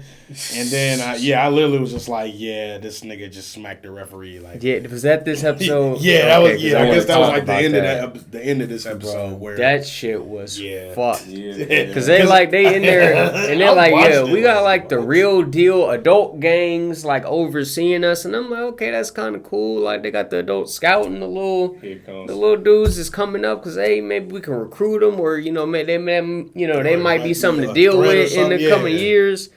Man, they're like, hey, bro, y'all best five versus they best five, man. He decked it. They don't do shit. Yeah, they I'm like, what the fuck? He rocked their ass and said, "All right, nigga, let's go." He said, nah, bro, we not here for no games, no rules, no bullshit. We here to kill y'all. I swear to God. I said, what hey, the and when fuck? when they flashed back to Valhalla, and he was like, "Bro, we here to whoop your ass." I swear to God, it was niggas chewing gum. I seen a nigga eating a bag of chips. Bro. I was That was rolling what surprised me the most. they really gave off like.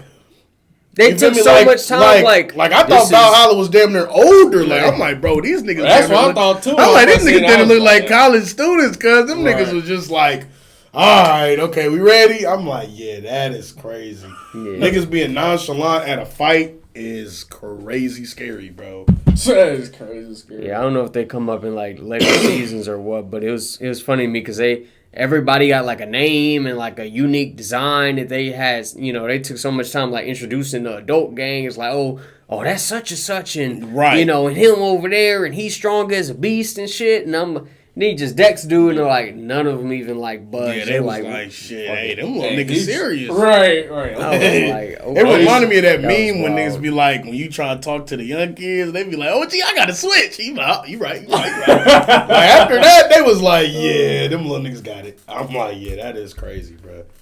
Oh man, that's right. Yeah, you guys pretty much covered that for my part on episode 18. That was the one thing I wrote down for 18, just that last end scene, but he just whacked him. So I'm Yeah, like, bro, damn, that shit bro. was that was funny. But yeah, that leads to the point where I say, yeah, Buddy's just a straight demon. Man. Yeah, you He's- thought like one of the adults maybe would have stepped in, like, nah, bro, that's not how we handle shit. Yeah, Right. y'all making a Or- mockery, or, right, or like who you think you are, or right? anything. Like gang rules and shit. Like you making them. That's not the game. The game, no game. That's not the game. Hey, they Hey, said, fuck it. Them, It's hey, a fat game, dude man. was still eating the whole fight. Like, Right. damn, these niggas wildin'. Niggas dying, double team, triple team, hit triple with team, weapons. yeah. Niggas just sitting back like, damn, that is crazy how they doing that nigga over there. Hell yeah, bro. Alright, episode 19. We get a little character backstory of Kazuto's abusive childhood, which leads to him having a black and white morality, which is revealed. But Mikey, however, breaks free and he defeats the Valhalla members and Kazutora included. So what you guys, what you got for this? What you like? What you dislike about 19? I had like just like a war episode, entertaining fights. Basically, the whole episode was just taken up with fights. Mikey went Super Saiyan on their ass. Whoa. Oh, Two yeah. people holding him. He Holding getting him slapped. down. He got Whoa. his bell rung by a fucking lead pipe. Yeah. And then he just was like fucking rise, straight black once out. he was ready to get serious, he was like, all right, bro. I'm gonna get serious. It's enough of this, man. And I liked Draken versus Hama. That was a good fight too. Yeah. For 19, I just got I said montage of Toman getting on their ass. I thought that was cool because just like up until this point, I feel like they had really made it seem like you know what I mean, Valhalla was like this, you know what I mean, like this, which same thing with Mobius, like they're like, this gang is more brutal and they're more ruthless, but I'm like, and I guess like the show later on does kind of hit on that, like as that was really just the captains of Toman, but I'm like, even still, they was really whooping their ass. What else did I have? I thought it was fraud that they were outnumbered. Like I guess it gets said that they're like they outnumbered like 2-1, and they were still holding their own. Yeah. And I literally had put, like Jordan said, I literally put some Mikey is short for Mike Tyson, cause bro he was going crazy. Like like I'm talking about that kick, like when bro was holding his leg. He picked like, bro up and still kicked that other nigga. I said, no fucking way, bro. Yeah, I remember I first seen that. I was just like, oh, Mikey's just that OP character in the show with just no power. Well, just hidden powers, bro. He's like a straight. And that's what I'm saying. I'm like, and bro, just like him kicking people and like their entire body flying distances. Same thing with Draken. Like, Draken, I think it was this episode where he got hella mad at Hanma and like punched him. Yeah. And he damn near like flew back. Or even it was like when Draken was fighting, like after Mikey had like rallied the troops and everybody was like, damn, if bitch ass crybaby Takamichi is got some balls and he not giving up, I know I can fight some more. Yeah, come on. And then Draken killed not killed, but he fought off like 50 niggas by himself. Mm-hmm. I was just like, bro, how and y'all stabbing these niggas? Like, and how are these niggas dying again? I'm like, bro, they can fight multiple people off at one time, like taking lead pipes to the face, kicking niggas through niggas. Like, I'm like, bro, like, who killed him again? Like, what happened? So yeah, it was just kind of, I don't know. It was just, I mean, it was cool to see the fights and stuff, but it still was just kind of shocking. Like, I'm like, yeah, this nigga was just about to die a couple episodes ago. So.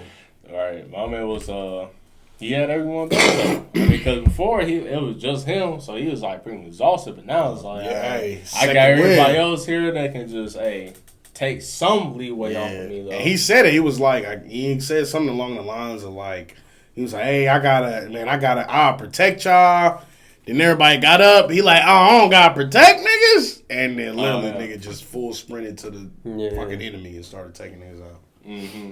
They wanted like a full momentum shift in this episode because I did notice at the beginning, I'm like, nobody in Tomas was losing. Like, exactly. They didn't show a single person struggling with their fight until like they see Mikey get hemmed up, and like they changed the whole momentum. Now everybody in Tomas is losing. Now everybody's on the ground. Right. Yeah. And I like bro with the silver hair or whatever telling Takamichi like, hey, get your bitch ass up. Start fighting. You're like, bro, get your bitch ass in the game, bro. You walking around? Right, you think you just gonna sit here and watch? Like, bro, start fighting people. Yeah. But that was which was fine because even seeing Takamichi, like, you see Takamichi get up, he like punch a dude, knock him out. A brand new dude come up, punch him. He say in his mind like, damn, that shit hurt. Punch him, knock him out. I'm like, okay, Takamichi fighting a little bit, but yeah, it was short lived. But I mean, it was cool. It was cool to see him because even this fight and with the festival fight, I guess that was Halloween or whatever. Yeah, the Halloween festival fight. That was annoying me too. I had that in my notes. I'm like, bro, this nigga just walking around. Like, what is this nigga doing? He invisible. Like, is he in the gang or not? So, yeah, I thought it was good that that they paid attention to that. It was like, hey, let's draw attention to the fact that this nigga really been walking around every big fight. Like, you need to fight this time. This is the fight you have to fight in. But in his defense, he did have like a little pivotal moment where he did like rally everyone else up. Like, yeah, that's what I'm saying. That was after he was fighting and he got exhausted from fighting. Before that, he was just walking around. And then he was on the ground crying. Yeah, that shit was pride. Hey. He cried in this episode too? Yeah, bro. When the fight first started, bro, he looking around like, dang, I gotta protect Baji. Where Baji? Baji wasn't there yet. Somebody ran up on him, cuz hit him. Swear to God, he got on the ground and did this. Then that's when Mitsui like saved him and was like, bro, get the fuck up. Like, come on, bro. What you doing, man? Yeah, he definitely needed that. Whatever that was, motivation, kick on the back, pat on the back, he needed it. Boy. Episode 20, we still got the fights going on. Baji convinces Takemichi that the wound that he had taken was shallow, as he is continuing to fight his way to Kasaki, who's on top of the vehicles. But just as he reaches him, he succumbs to his wounds and revealing that the stab was actually fatal. How do you guys feel about episode 20? Man, this episode had me annoyed. I mean, it was cool. I'm trying to think. I definitely had Baji Babe Ruth. He was definitely knocking niggas out with that bat. Yeah. I thought it was fried that they was like champion Kazuke. Mm-hmm. But I'm like, bro, this nigga late as hell to the fight. I'm like, this nigga was not here at the beginning. Like, this nigga's late as fuck. His entire division, late as fuck to the fight. So I really wouldn't be giving him no ups for that. And I also had, along with that, with Baji, like, getting stabbed, and they're like, nah, he cool. Mm-hmm. And then not being cool. I don't know what you call that. Like, I put, like, I don't know why there's so many bait and switches. And I don't even know if that's the correct term for it. Like, whatever they do. But I was like, basically, the show will tell you one thing, and then they'll fake it out. Like, no, this is not what you think. And then they'll just revert and double down. And to me, that, and I was like, and I literally had written down, like, it's cool when you do it a few times. But I'm like, with this had to be like the third or fourth time they've done that. Where, you know what I mean? Where they're like, Baji's gonna get stabbed. He gets stabbed. You're like, no, okay, he's cool. And he's not really cool. Mm-hmm. I'm like, you feel me? Same thing with Draken. Draken got stabbed, got up, like, nah, he cool. No, actually, he's not really cool. Sorry. Like, you feel me? I was just like, bro, I don't know why they don't, you know what I mean? Like, I don't know why they couldn't have just had it like Kazutora stabbed him and he went down and he was stabbed. You know what I mean? Like, I don't know why it's that small moment of like, nah, I'm good, bro, but you're not. You know what I mean? Like, to me, it kind of was coming off as annoying at this point, and that's like, when it happened, I literally like rolled my eyes at the screen. I was like, bro, come on. Bro. That's how I felt my first watch too. When I seen that, because I was so annoyed by it. Like you said, man, I didn't really think about the multiple times that happened, but just that scene right there, because it's like, clearly Kasaki is the problem in the show, because that's why Takemichi keeps going back, because he's the main plot. Right. You know, he is the issue, and yet he's so close, yet his fate was already sealed because he was stabbed, and just the fact that they was like, well, he said like, nah, I'm really all right, man. He missed a vital organ, but really he actually dies from it. It's like, right. Damn, bro. So now we're gonna prolong this storyline of you guys faking out. Like, nah, he ain't really gonna die, but then he actually does die. It's like, okay, I get it. You guys got it. Well, I mean, this episode was cool to me. Not really talk about more about just from the action that they're having. Yeah, definitely like from the viewer perspective, the like moment where you guys talking about Kisaki like swooping in to save Mikey after like he's passed out or whatever, and everybody like giving him like his props or whatever. Exactly. It's like purposefully frustrating for the audience. Kazutora stabs Baji. And then like I guess like Takemichi saves him because I guess originally maybe he was like supposed to die right there, or it was supposed to be worse than what it was. But like Takemichi, I guess knocks the dude to the ground or whatever. And then they almost take down Kisaki. It's so fried to me, like Baji like slapping the shit out of them when they're like, "Hey, we'll help you. Like we could help you fight Kisaki." Right. And he's like, "Hell no!" And he punches both of them. I'm like, "Oh yeah. my god!" Oh yeah, that's right. He like goes up there by himself with the bat and beats everybody ass. But that was just so funny when he punched him. Oh, I'm like, damn, they just trying to help. Right, they just trying to help, right? And I also thought, not you said that, because I also thought, well, my man Kisaki probably just like, you know what? I'm just going to let everything get to a point where I do swoop in and everybody see me bringing in extra help exactly, where will actually raise me up in the ranks of Toma. And that way I can, like, not actually challenge Mikey in his position, but I can be, like, his left or right-hand man, whatever. Exactly. So that's why I kind of thought about it.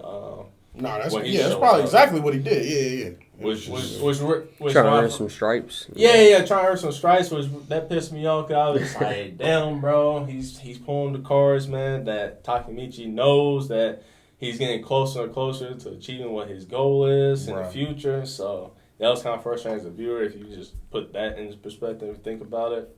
But yeah, that just adds on to like we were saying this whole time. This whole time that he's just a mastermind. He thought this stuff out thoroughly, and the theory of what T said before is the possibility that he may have time travel power just like Takemichi. So he probably was plotting this long before then. Oh, for sure. So, episode 21, we getting towards the end. Mikey, he loses interest in the fight and declares the fight will be over after defeating Haman. And as he says that, he begins brutally beating Kazutora. What you guys got from this? Boy, that one shot on Hamo was crazy. When Mikey came down after he had like already been fighting Dragon, he like one shots him. Oh, sure. That shit was crazy. And then obviously we see him. He goes fights Kazutora, and then obviously the difference in this timeline is he's able, he stops because Baji is still alive, and he tells him like, hey, stop. And then Baji decides to like, hey, I'm gonna just stab myself. Bruh. To like, hey, you don't have to kill him now because basically I survived. He survived long enough to change the reason why he died in this timeline. It was goofy as fuck to me. Other than that, though, it was a good episode. Yeah. I think literally, like, kind of on the same note Jordan said, the only note I had for this episode was if he had enough strength to walk all the way down and stab himself, couldn't he have just held out? I guess maybe from blood loss, maybe not. He knew, like, but I don't fucking know. Yeah, exactly. So, and I put like I see the self-sacrifice, like I'm like I see if he like kind of just wanted a kind of like a big moment or like just do something symbolic to kind of show Mikey like. Like, hey, like, forgive Kazutora. It's not really his fault. I understand it, I guess. But I just, I'm just like, cause like the moment he stood up, they was like, bro, you losing a lot of blood, bro. Just chill out, bro. We didn't even know you was still alive, bro. You losing a lot of blood. Then that nigga was like, nah, walk down some rubble. I'm like, I'm doing a lot of walking, and then walked all the way up to Mikey and then stabbed himself. I'm like, cuz. All of that, you could have put pressure on the wound, bro, and you probably would be all right. I don't know.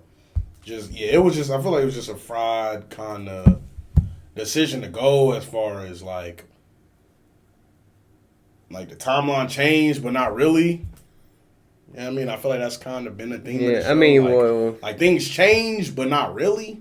I guess the main change was like Mikey not killing Kazutora didn't like really end up with Mikey having to like be on the run. Like they talking about in the other timeline where he did kill him, like he's missing, so you would assume like he's on the run from the cops type shit. So I guess that was like the major change in this timeline. But just the whole reasoning behind it and the execution is crazy. It's like somebody burning down your house and you like, don't be mad at them. They burnt down your house. I threw a piece of firewood in there. So yeah, you know what I mean? I kind of had a part to play in it too. Yeah. But it's like, bro, the damage is already done. Like, what the like fuck? somebody burning down your house and then somebody else throw a grenade in there. Like, don't be mad at T, man. I threw the grenade though. It's like, but that shit was already burning before you did that. So why did you have to go a step further? Exactly, bro. And with your own life is crazy though. That's the thing that gets me. I'm like, he did that to himself. Like, what is he on?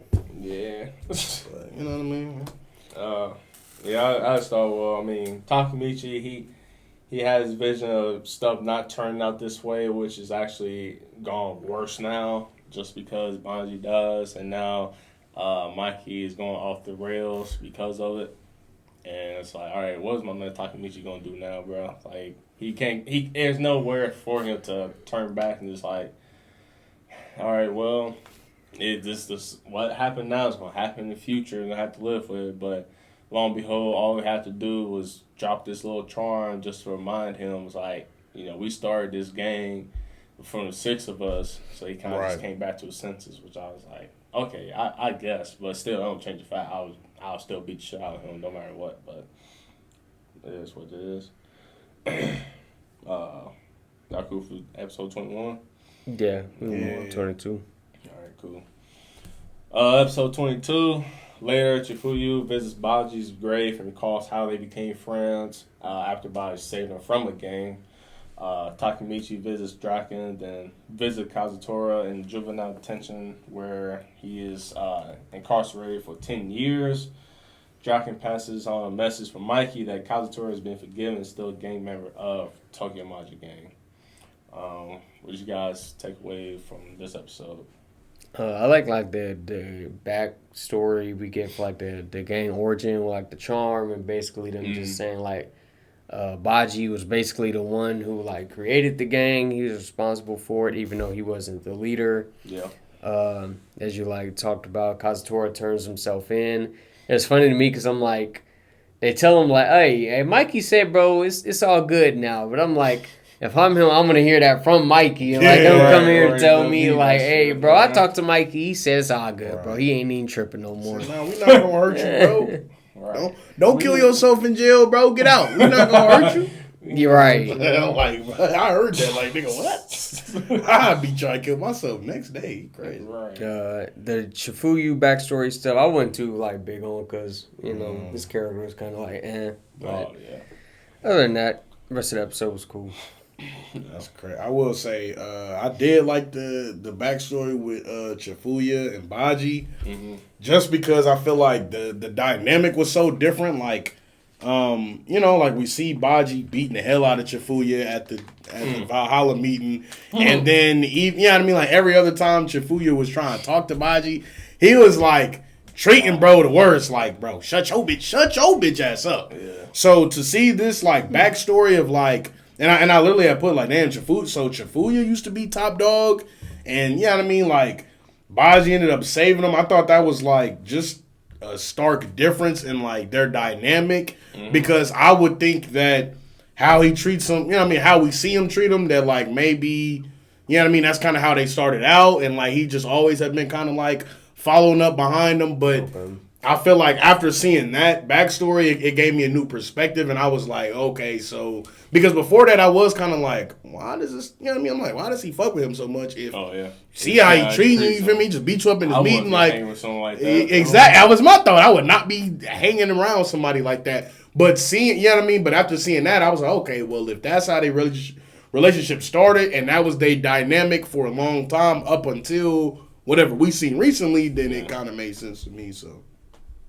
I like that part. I thought it was cool. Yeah. Once again, man, I'm like, Mikey is hella mature, man. He's like, you know what I mean? Really able to kind of, like, come to terms with, you know what I mean? Like, Baji's death and everything that happened, and he was able to forgive Kazutora. And, you know what I mean? I feel like the fact that he even told Draken, like, yeah, it's okay to go tell that nigga I forgive him and he's still in the gang, I thought was hella mature because, you know what I mean? Like, as we see, he really wanted to kill that nigga, so. Right, the whole time. Yeah, I think Draken said in this episode he wanted to kill him too. Who said that? Draken. Oh yeah. After they like leave the jail or the detention center. Oh yeah. Said, man, I'll do that again too, but Baji wouldn't want it, so we gonna let him live. Yeah. Yeah, you guys pretty much knocked on the nail this episode.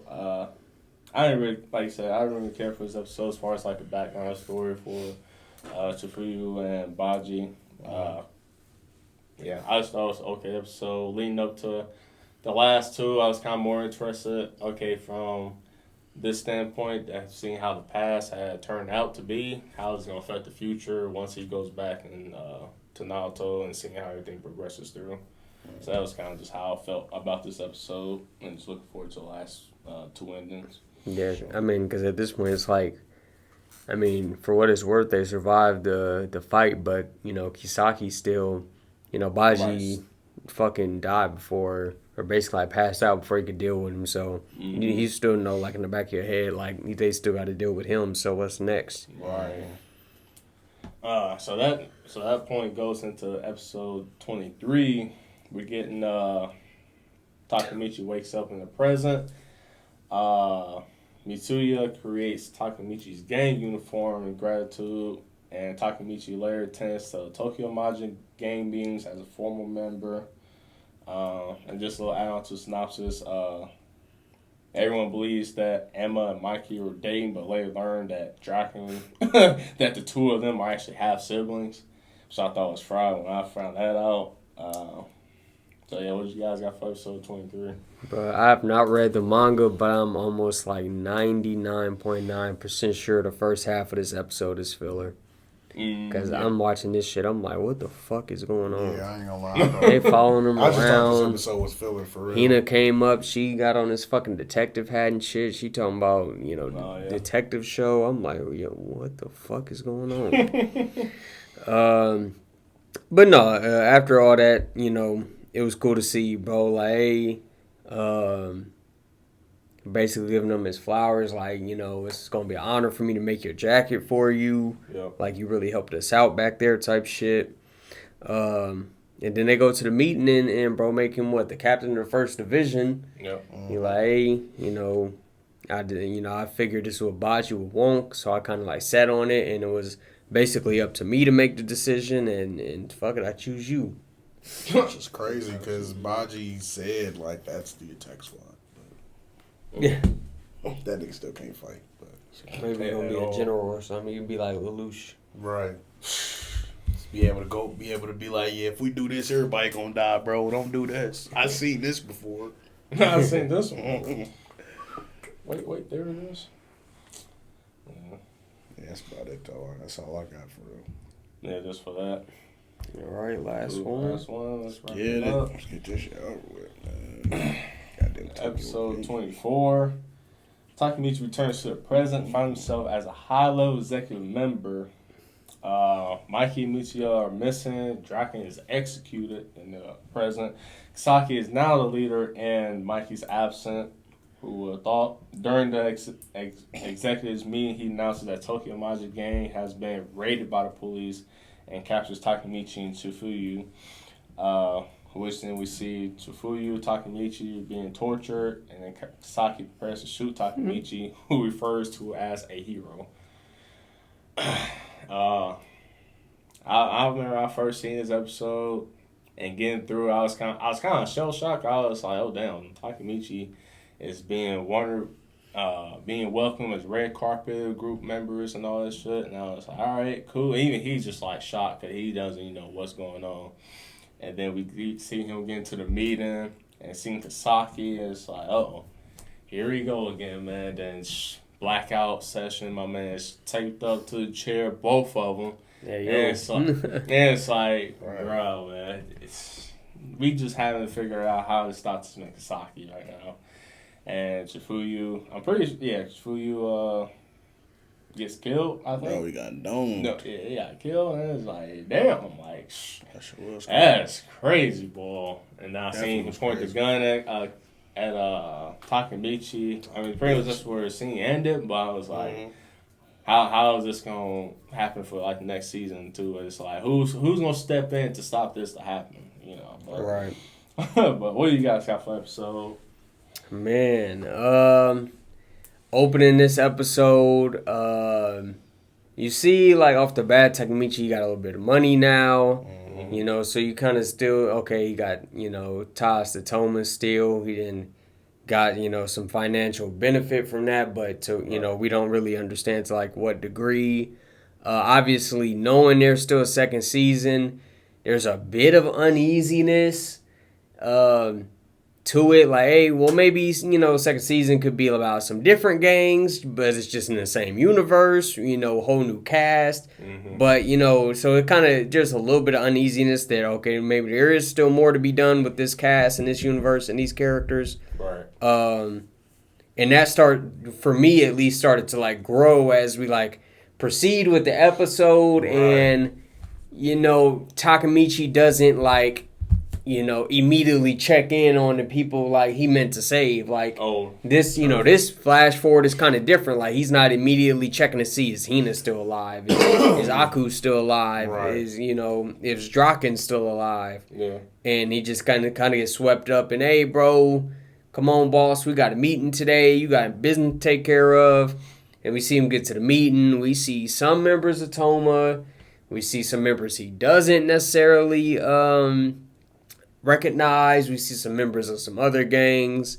And then, as you kind of alluded to, Kisaki kind of like drags him off later and drugs him. And at the end of the episode, basically, they allude to, like, he kills him and Chiyuya or Chifura or whatever.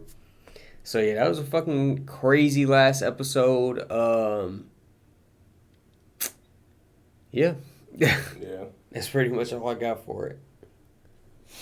Yeah, kind of the same. Episode 24.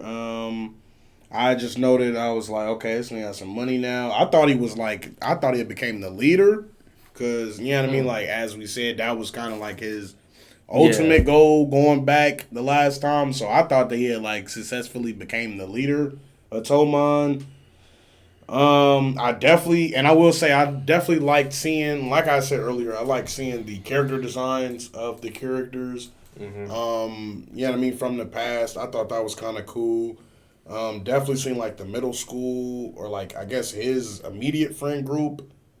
We had, like, seen a lot of them, like, with their kind of older character designs. I thought that was cool. Right. But yeah, I didn't really necessarily, I mean, I don't know, bro. It's really just like a big cliffhanger, and I just kind of got like a unsatisfied feeling because, you know what I mean? I'm like, because I just sat through 24 episodes hoping that, you know what I mean? Hoping that this nigga accomplishes his goals and we take care of this nigga, and I'm like, this nigga Kazuke is not taken care of. He's still a menace. We don't know if anybody's saved. You know what I mean? Draken's dead, Mikey's gone, and now I gotta tune in to season 2. You know what I mean? I was just kind of like, but there's a lot of loopholes too, because I mean, we got characters from that same gang or just that flashback where Hina died. I mean, old buddy Hanma. I mean, what Buddy's doing? Yeah, what he's doing, man. I mean, even like, they did find Kisaki. Some of the people was from like the Black City Dragons, which was like the very first gang that they even created Toman to fight. Right. So when they had said that, I'm like, cause what the fuck is going on right now? And you know what I mean? And like for it to be like the last episode, I was just expecting a bit more like summary or like something more final. You know what I mean? Where like either we know like, okay, these people are safe or whatever the case may be. So we kind of didn't really get anything answered for real. We just know that he was still the first captain, you know what I mean? We just, like, that's really all we know. Like, he's still an executive. He was still in the gang. That's about it. Yeah. So. I got you. Yeah, like I said, this episode was cool to me. Just all that stuff leading up to it.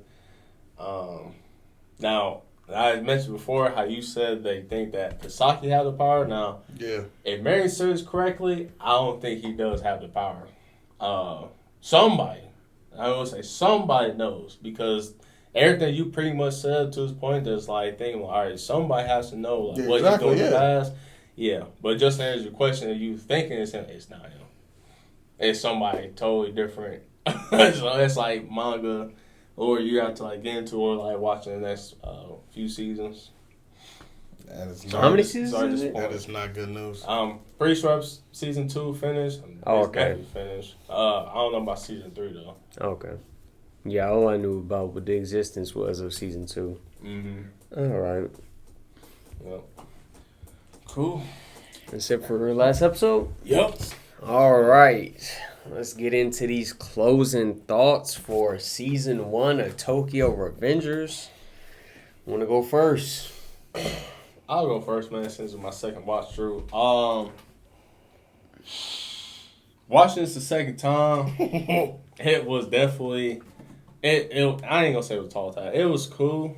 I definitely remember me not liking the MC as much, even with the moments he had on screen was still kind of just you know what I'm saying, it kind of was just meh to me.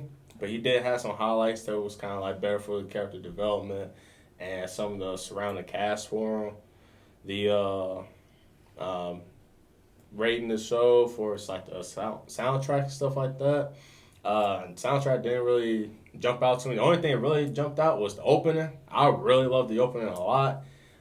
It's funny because I think it was like in one of the first few 5 episodes, one of the characters, I think it was Akun, who actually called him a crybaby, which the name of the song is called Crybaby. So I thought that was kind of like cool, a correlation there. Plot wise, you know, it's still unfinished, but there's definitely a lot more questions that need to be answered as far as like the time traveling and how the memories work together. Like, I know Jordan mentioned in like the half-second part of the show that the memories kind of helped out in certain situations, but still kind of needed more of that. As far as like the supporting cast go, the strength of it, it was cool. You know, Mikey Draken was a cool side cast.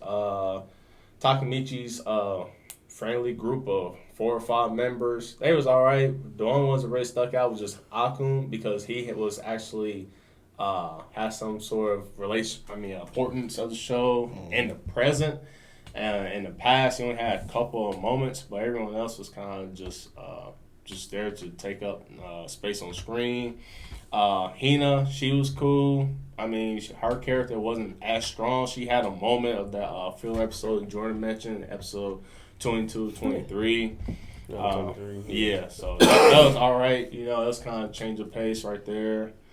As far as like the antagonists go, I definitely like the character designs of them.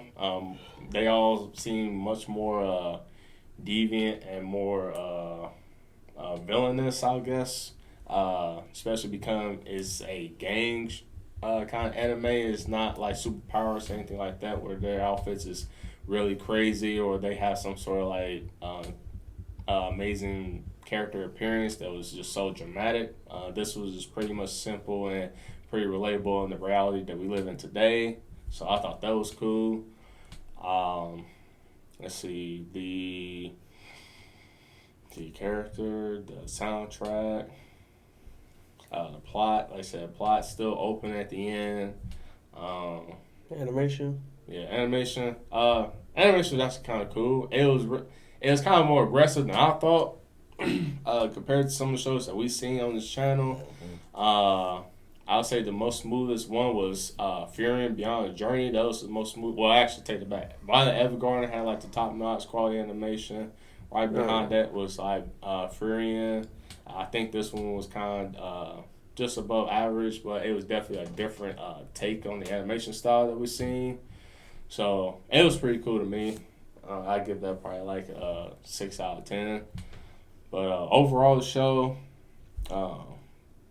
it was cool. It was kind of simple, but not too confusing to watch. It just had a lot more answers that need to be answered.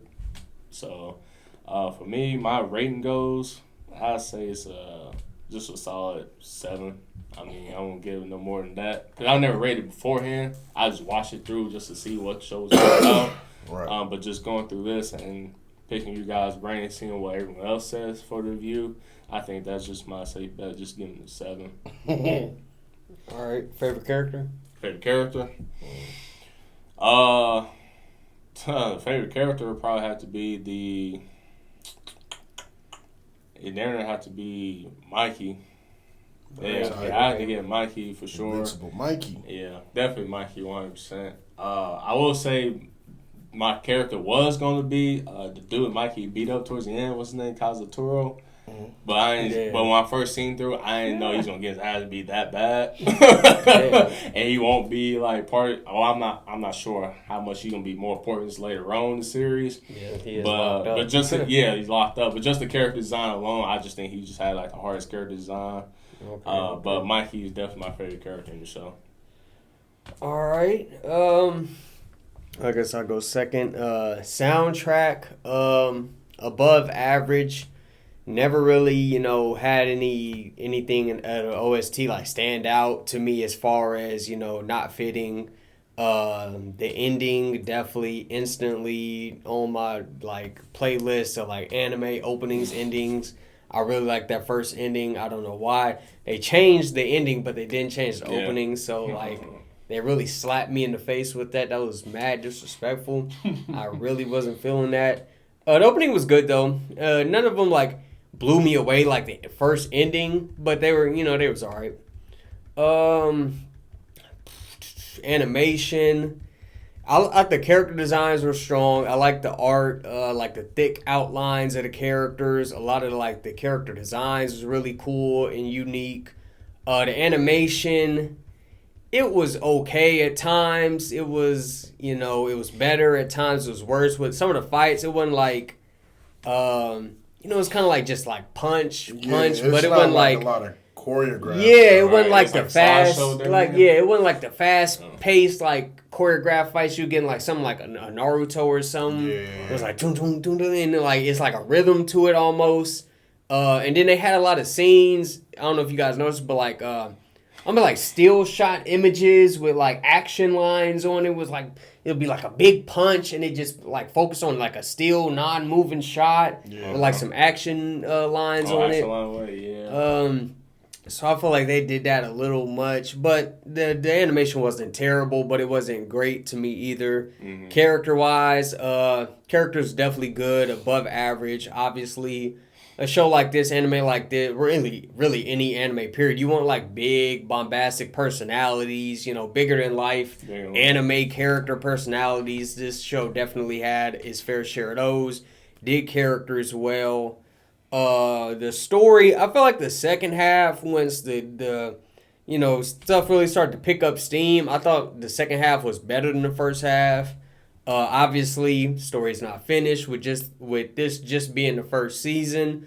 My only like real gripe with the story was I felt like Takemichi was a character you could root for, and I never had a problem rooting for Takemichi. It was just maybe they could like up the stakes a little bit more or introduce a little bit more drama, because I never really like felt like very connected to his goal. Like he was somebody you could root for, but I wasn't like, oh man, let's do this. I really want to see him achieve his goal. Like I didn't really feel too connected to like the things he was trying to achieve. Even from the start, it's like, bruh, you ain't been with the old girl for 12 years. Something unfortunate happened to her. It is what it is. But no, that's as much as I'd say for story. Favorite character, I have to go Takemichi. We spend the most time with him. Obviously, Takemichi's gonna get a lot of flack for the tears, man. I don't know if they wanted to like, overdo it with like, oh, we're gonna have these emotional scenes and we want to like get a reaction from the audience, because it's like he's sad crying, he's happy crying. Like the one thing that was missing was like a key soundtrack or like a song that they'll play at all the moments. Because I'm like, are they trying to like get a strong reaction out of the audience? Why is he crying so much? Mm-hmm. But other than that, like I got faith in Takemichi. He wasn't like too annoying to me. I felt like he was, realistic in a sense for a character. And again, like I said, I felt like he was a character you could root for. Draken, of course, was cool, but I feel like we didn't, get as much time with him to like really learn a whole lot about him. Mikey was cool, but at times I kind of was looking side-eyed at Mikey, like he could be like an enemy stand user because he really had no bitches with him. He was just he always talked about how all these guys was really important to him, but I ain't seen no bitches. So I'm like, he could be an enemy stand user.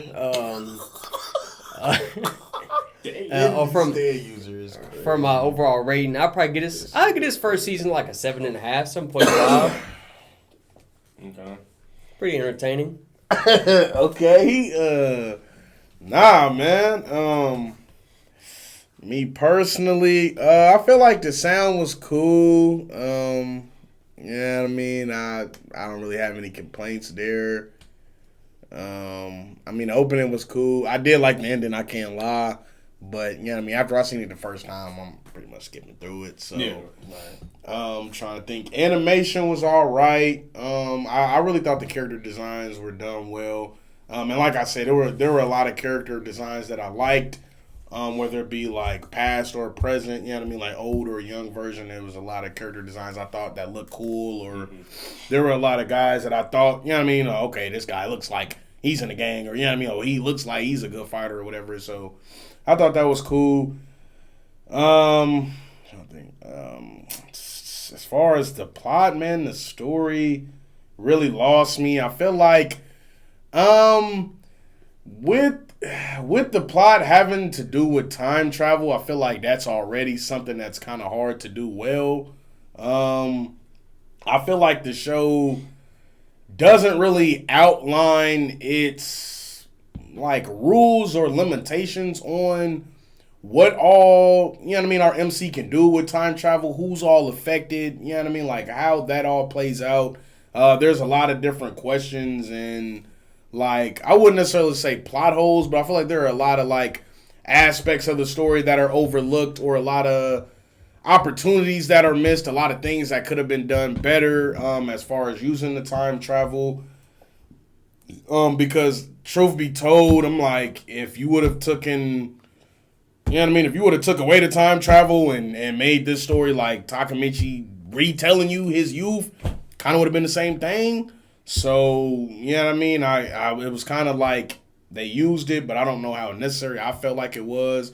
I felt like the story had a lot of keeping up with it, as far as like, and even to that point, like the MC gets swept up a lot, as I'm guessing they kind of assumed the audience would be with like, it's changing its goals of who we need to save and the best way to go about that.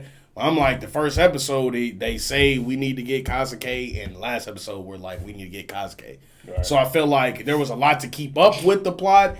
I didn't really feel satisfied or rewarded at the end. It really gave me like soap opera vibes. It's like, in my mind, I thought like, how long are we going to be chasing this? I'm like, in what season is it where we're finally going to catch Kazuke? Because it feels like we'll never get our hands on Kazuke, bro. Like, this dude is devil incarnate, bro. So because of that, man, I ain't gonna lie. I'm not gonna lie, man. I'm gonna have to get this show like a good 6. Yeah, I would give it a good 6, man. Just because I feel like I said, the plot was a lot to keep up with. I didn't really feel rewarded or satisfied. It left off on a crazy cliffhanger. I got a lot of questions. And I just spent 24 episodes with you. I feel like as far as my favorite character, I'd have to say, I think Draken was probably I thought he had the coolest character design, but I think Mikey was my favorite character. I feel like Takamichi, we spent a lot of time with him, but he doesn't really have a lot of growth to me.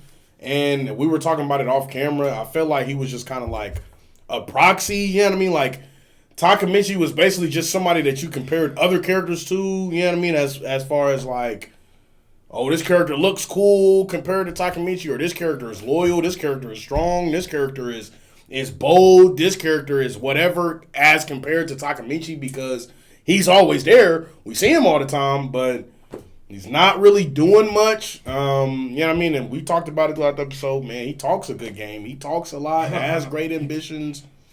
He's not studying nothing. He's not training nothing. He's not really taking much action.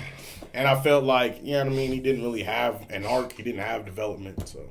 Okay, so he's your least favorite character on the show, right? He's probably going on my list for my least favorite MC, bro. And I can't even think of like main characters that I didn't really like, but he just didn't do it for me. I wasn't messing with Takamichi. So who's your least favorite character in the show? My least favorite from the show probably has to be Aku. Like, it's funny you say. Rightfully so. Rightfully so. Yeah, come on, cuz. He's on bullshit. He gets like two bad scenes, and it's like, he so they kind of paint him in a never bad gets light. to redeem himself or anything. Yeah. No.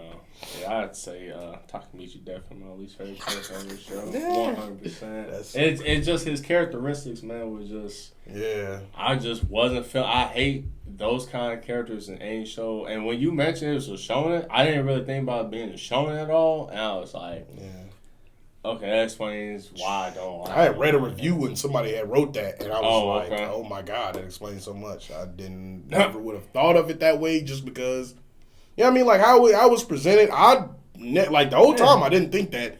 We got to the last episode, and I'm like, setting this up for more? I'm like, bro, come on, bro. Let's get out of here. Is he like, worse let's than wrap bro this from up. Claymore? You know what's crazy? Is I was just about to ask you if you remember Claymore, and I was about to say Takamichi is literally like Rocky if they gave this nigga a main role, bro. That's literally it. And it's not, you feel me? And like I said, it's just because I feel like he don't take action, bro. And I feel like that kind of adds to like me not really Takamichi being had like 3 bodies. Ooh. Yeah. He choked bro out. And then during the fight, he had like 2 little one shots. Okay. He got 2, you know, he got like 3 bodies, you know. I mean, he got catching up to do to get to the numbers everybody else had. But, you know, he got like 3. Nah, I just feel like, I don't know, I feel like there were a lot of scenes, you know what I mean, where we're watching him just like teary-eyed and we're hearing this inner monologue and it, you know what I mean? And because he's done feats like that, when you see another scene like that, it kind of undermines all that. And like I put in my notes so many times, like, is this the turning point? Like, is this when we start seeing the development? You know what I mean? It'd be like if Simone never stopped crying and Gurren Lagann, and we're like, bro, we're about to battle for the universe. You're still fucking crying. Like, that's how it felt. You know what I mean? It's like goals kept changing. Stakes kept getting higher, I guess. More people's lives kept being interconnected and dependent on him doing something, but... You talking about this or you talking about... Talking about Takamichi. Yeah, I'm talking about Takamichi. You feel me? Which I'm like, when Jordan said you know what I mean? Like, I wish they could have raised the stakes. I'm like, they kind of did, because, you know what I mean? More and more people's lives were at stake, but I'm like, because you're not seeing him do much anyway.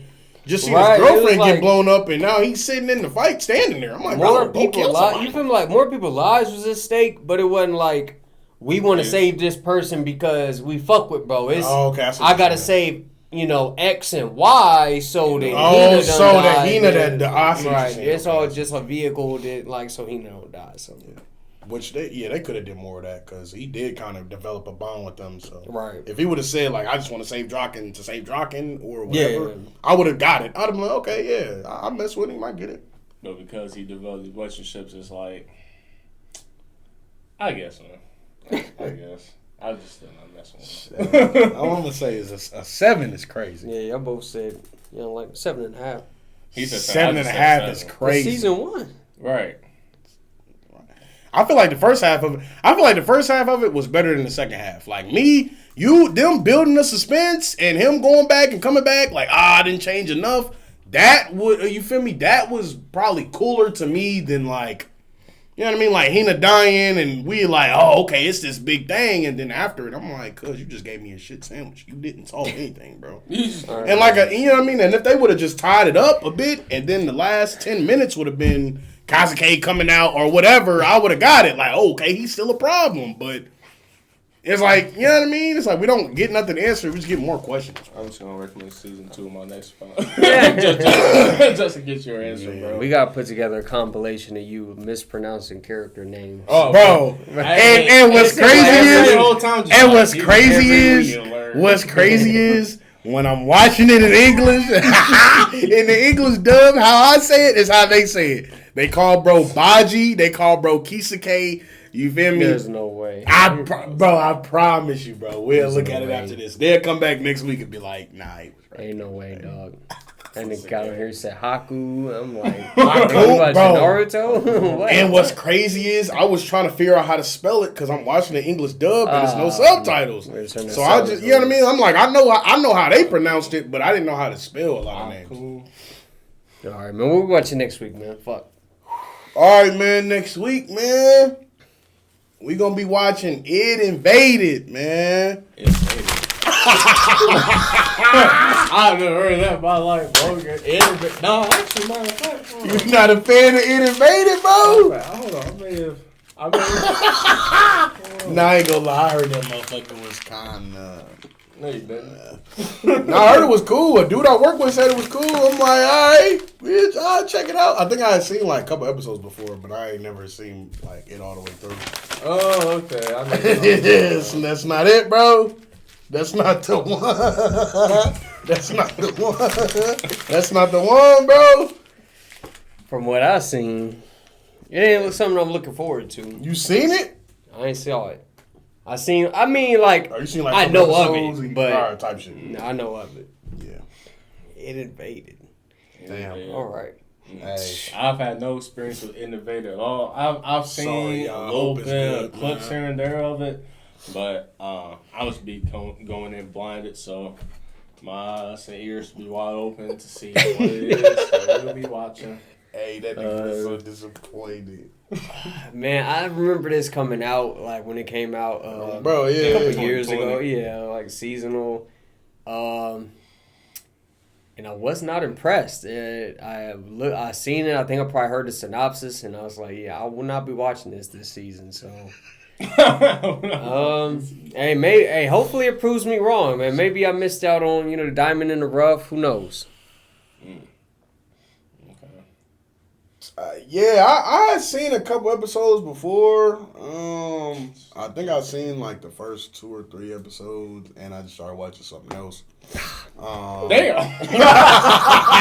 No, and the only reason I say that is because I can't say I was watching it and it was bad and I dropped it. I'm like, hey, I was watching it, it was cool, but I didn't really get deep into it because I started watching something else. Yeah. Now, you feel me? I've heard it's good. I've seen mixed reviews. I have seen mixed reviews, but I heard like from somebody that I talked anime about with that they said it was pretty cool. So, you know what I mean? We'll see. Hopefully it's good. I got high expectations. We got Only 13 episodes. It's not long at all. So, Just watch y'all if it ain't good, it's not, you know what I mean? It's not really going to be a labor of love or nothing. This ain't nothing crazy.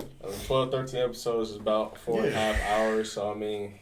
Yeah, that's, you know what I mean? 12 or 13 episodes of what, though? True. 13 episodes of some shit that's a lot of It is a lot. That's It cool, man. is a lot. I ain't gonna lie. You just bust through it, man. All right, then, y'all, man. Let us know down in the comments, man. What did we get right? What did we get wrong? What was your thoughts on season 1 of Tokyo Revengers, man? And to catch us next week reviewing It Invaded, man. He said that. Make was sure so y'all much come back content. to the channel, man. Subscribe, hit the notification bell, man. Like, share, you know what to do, man. All that being said, Otaku Perspective out. Came from nothing, but it don't show. Ain't no telling how far I go.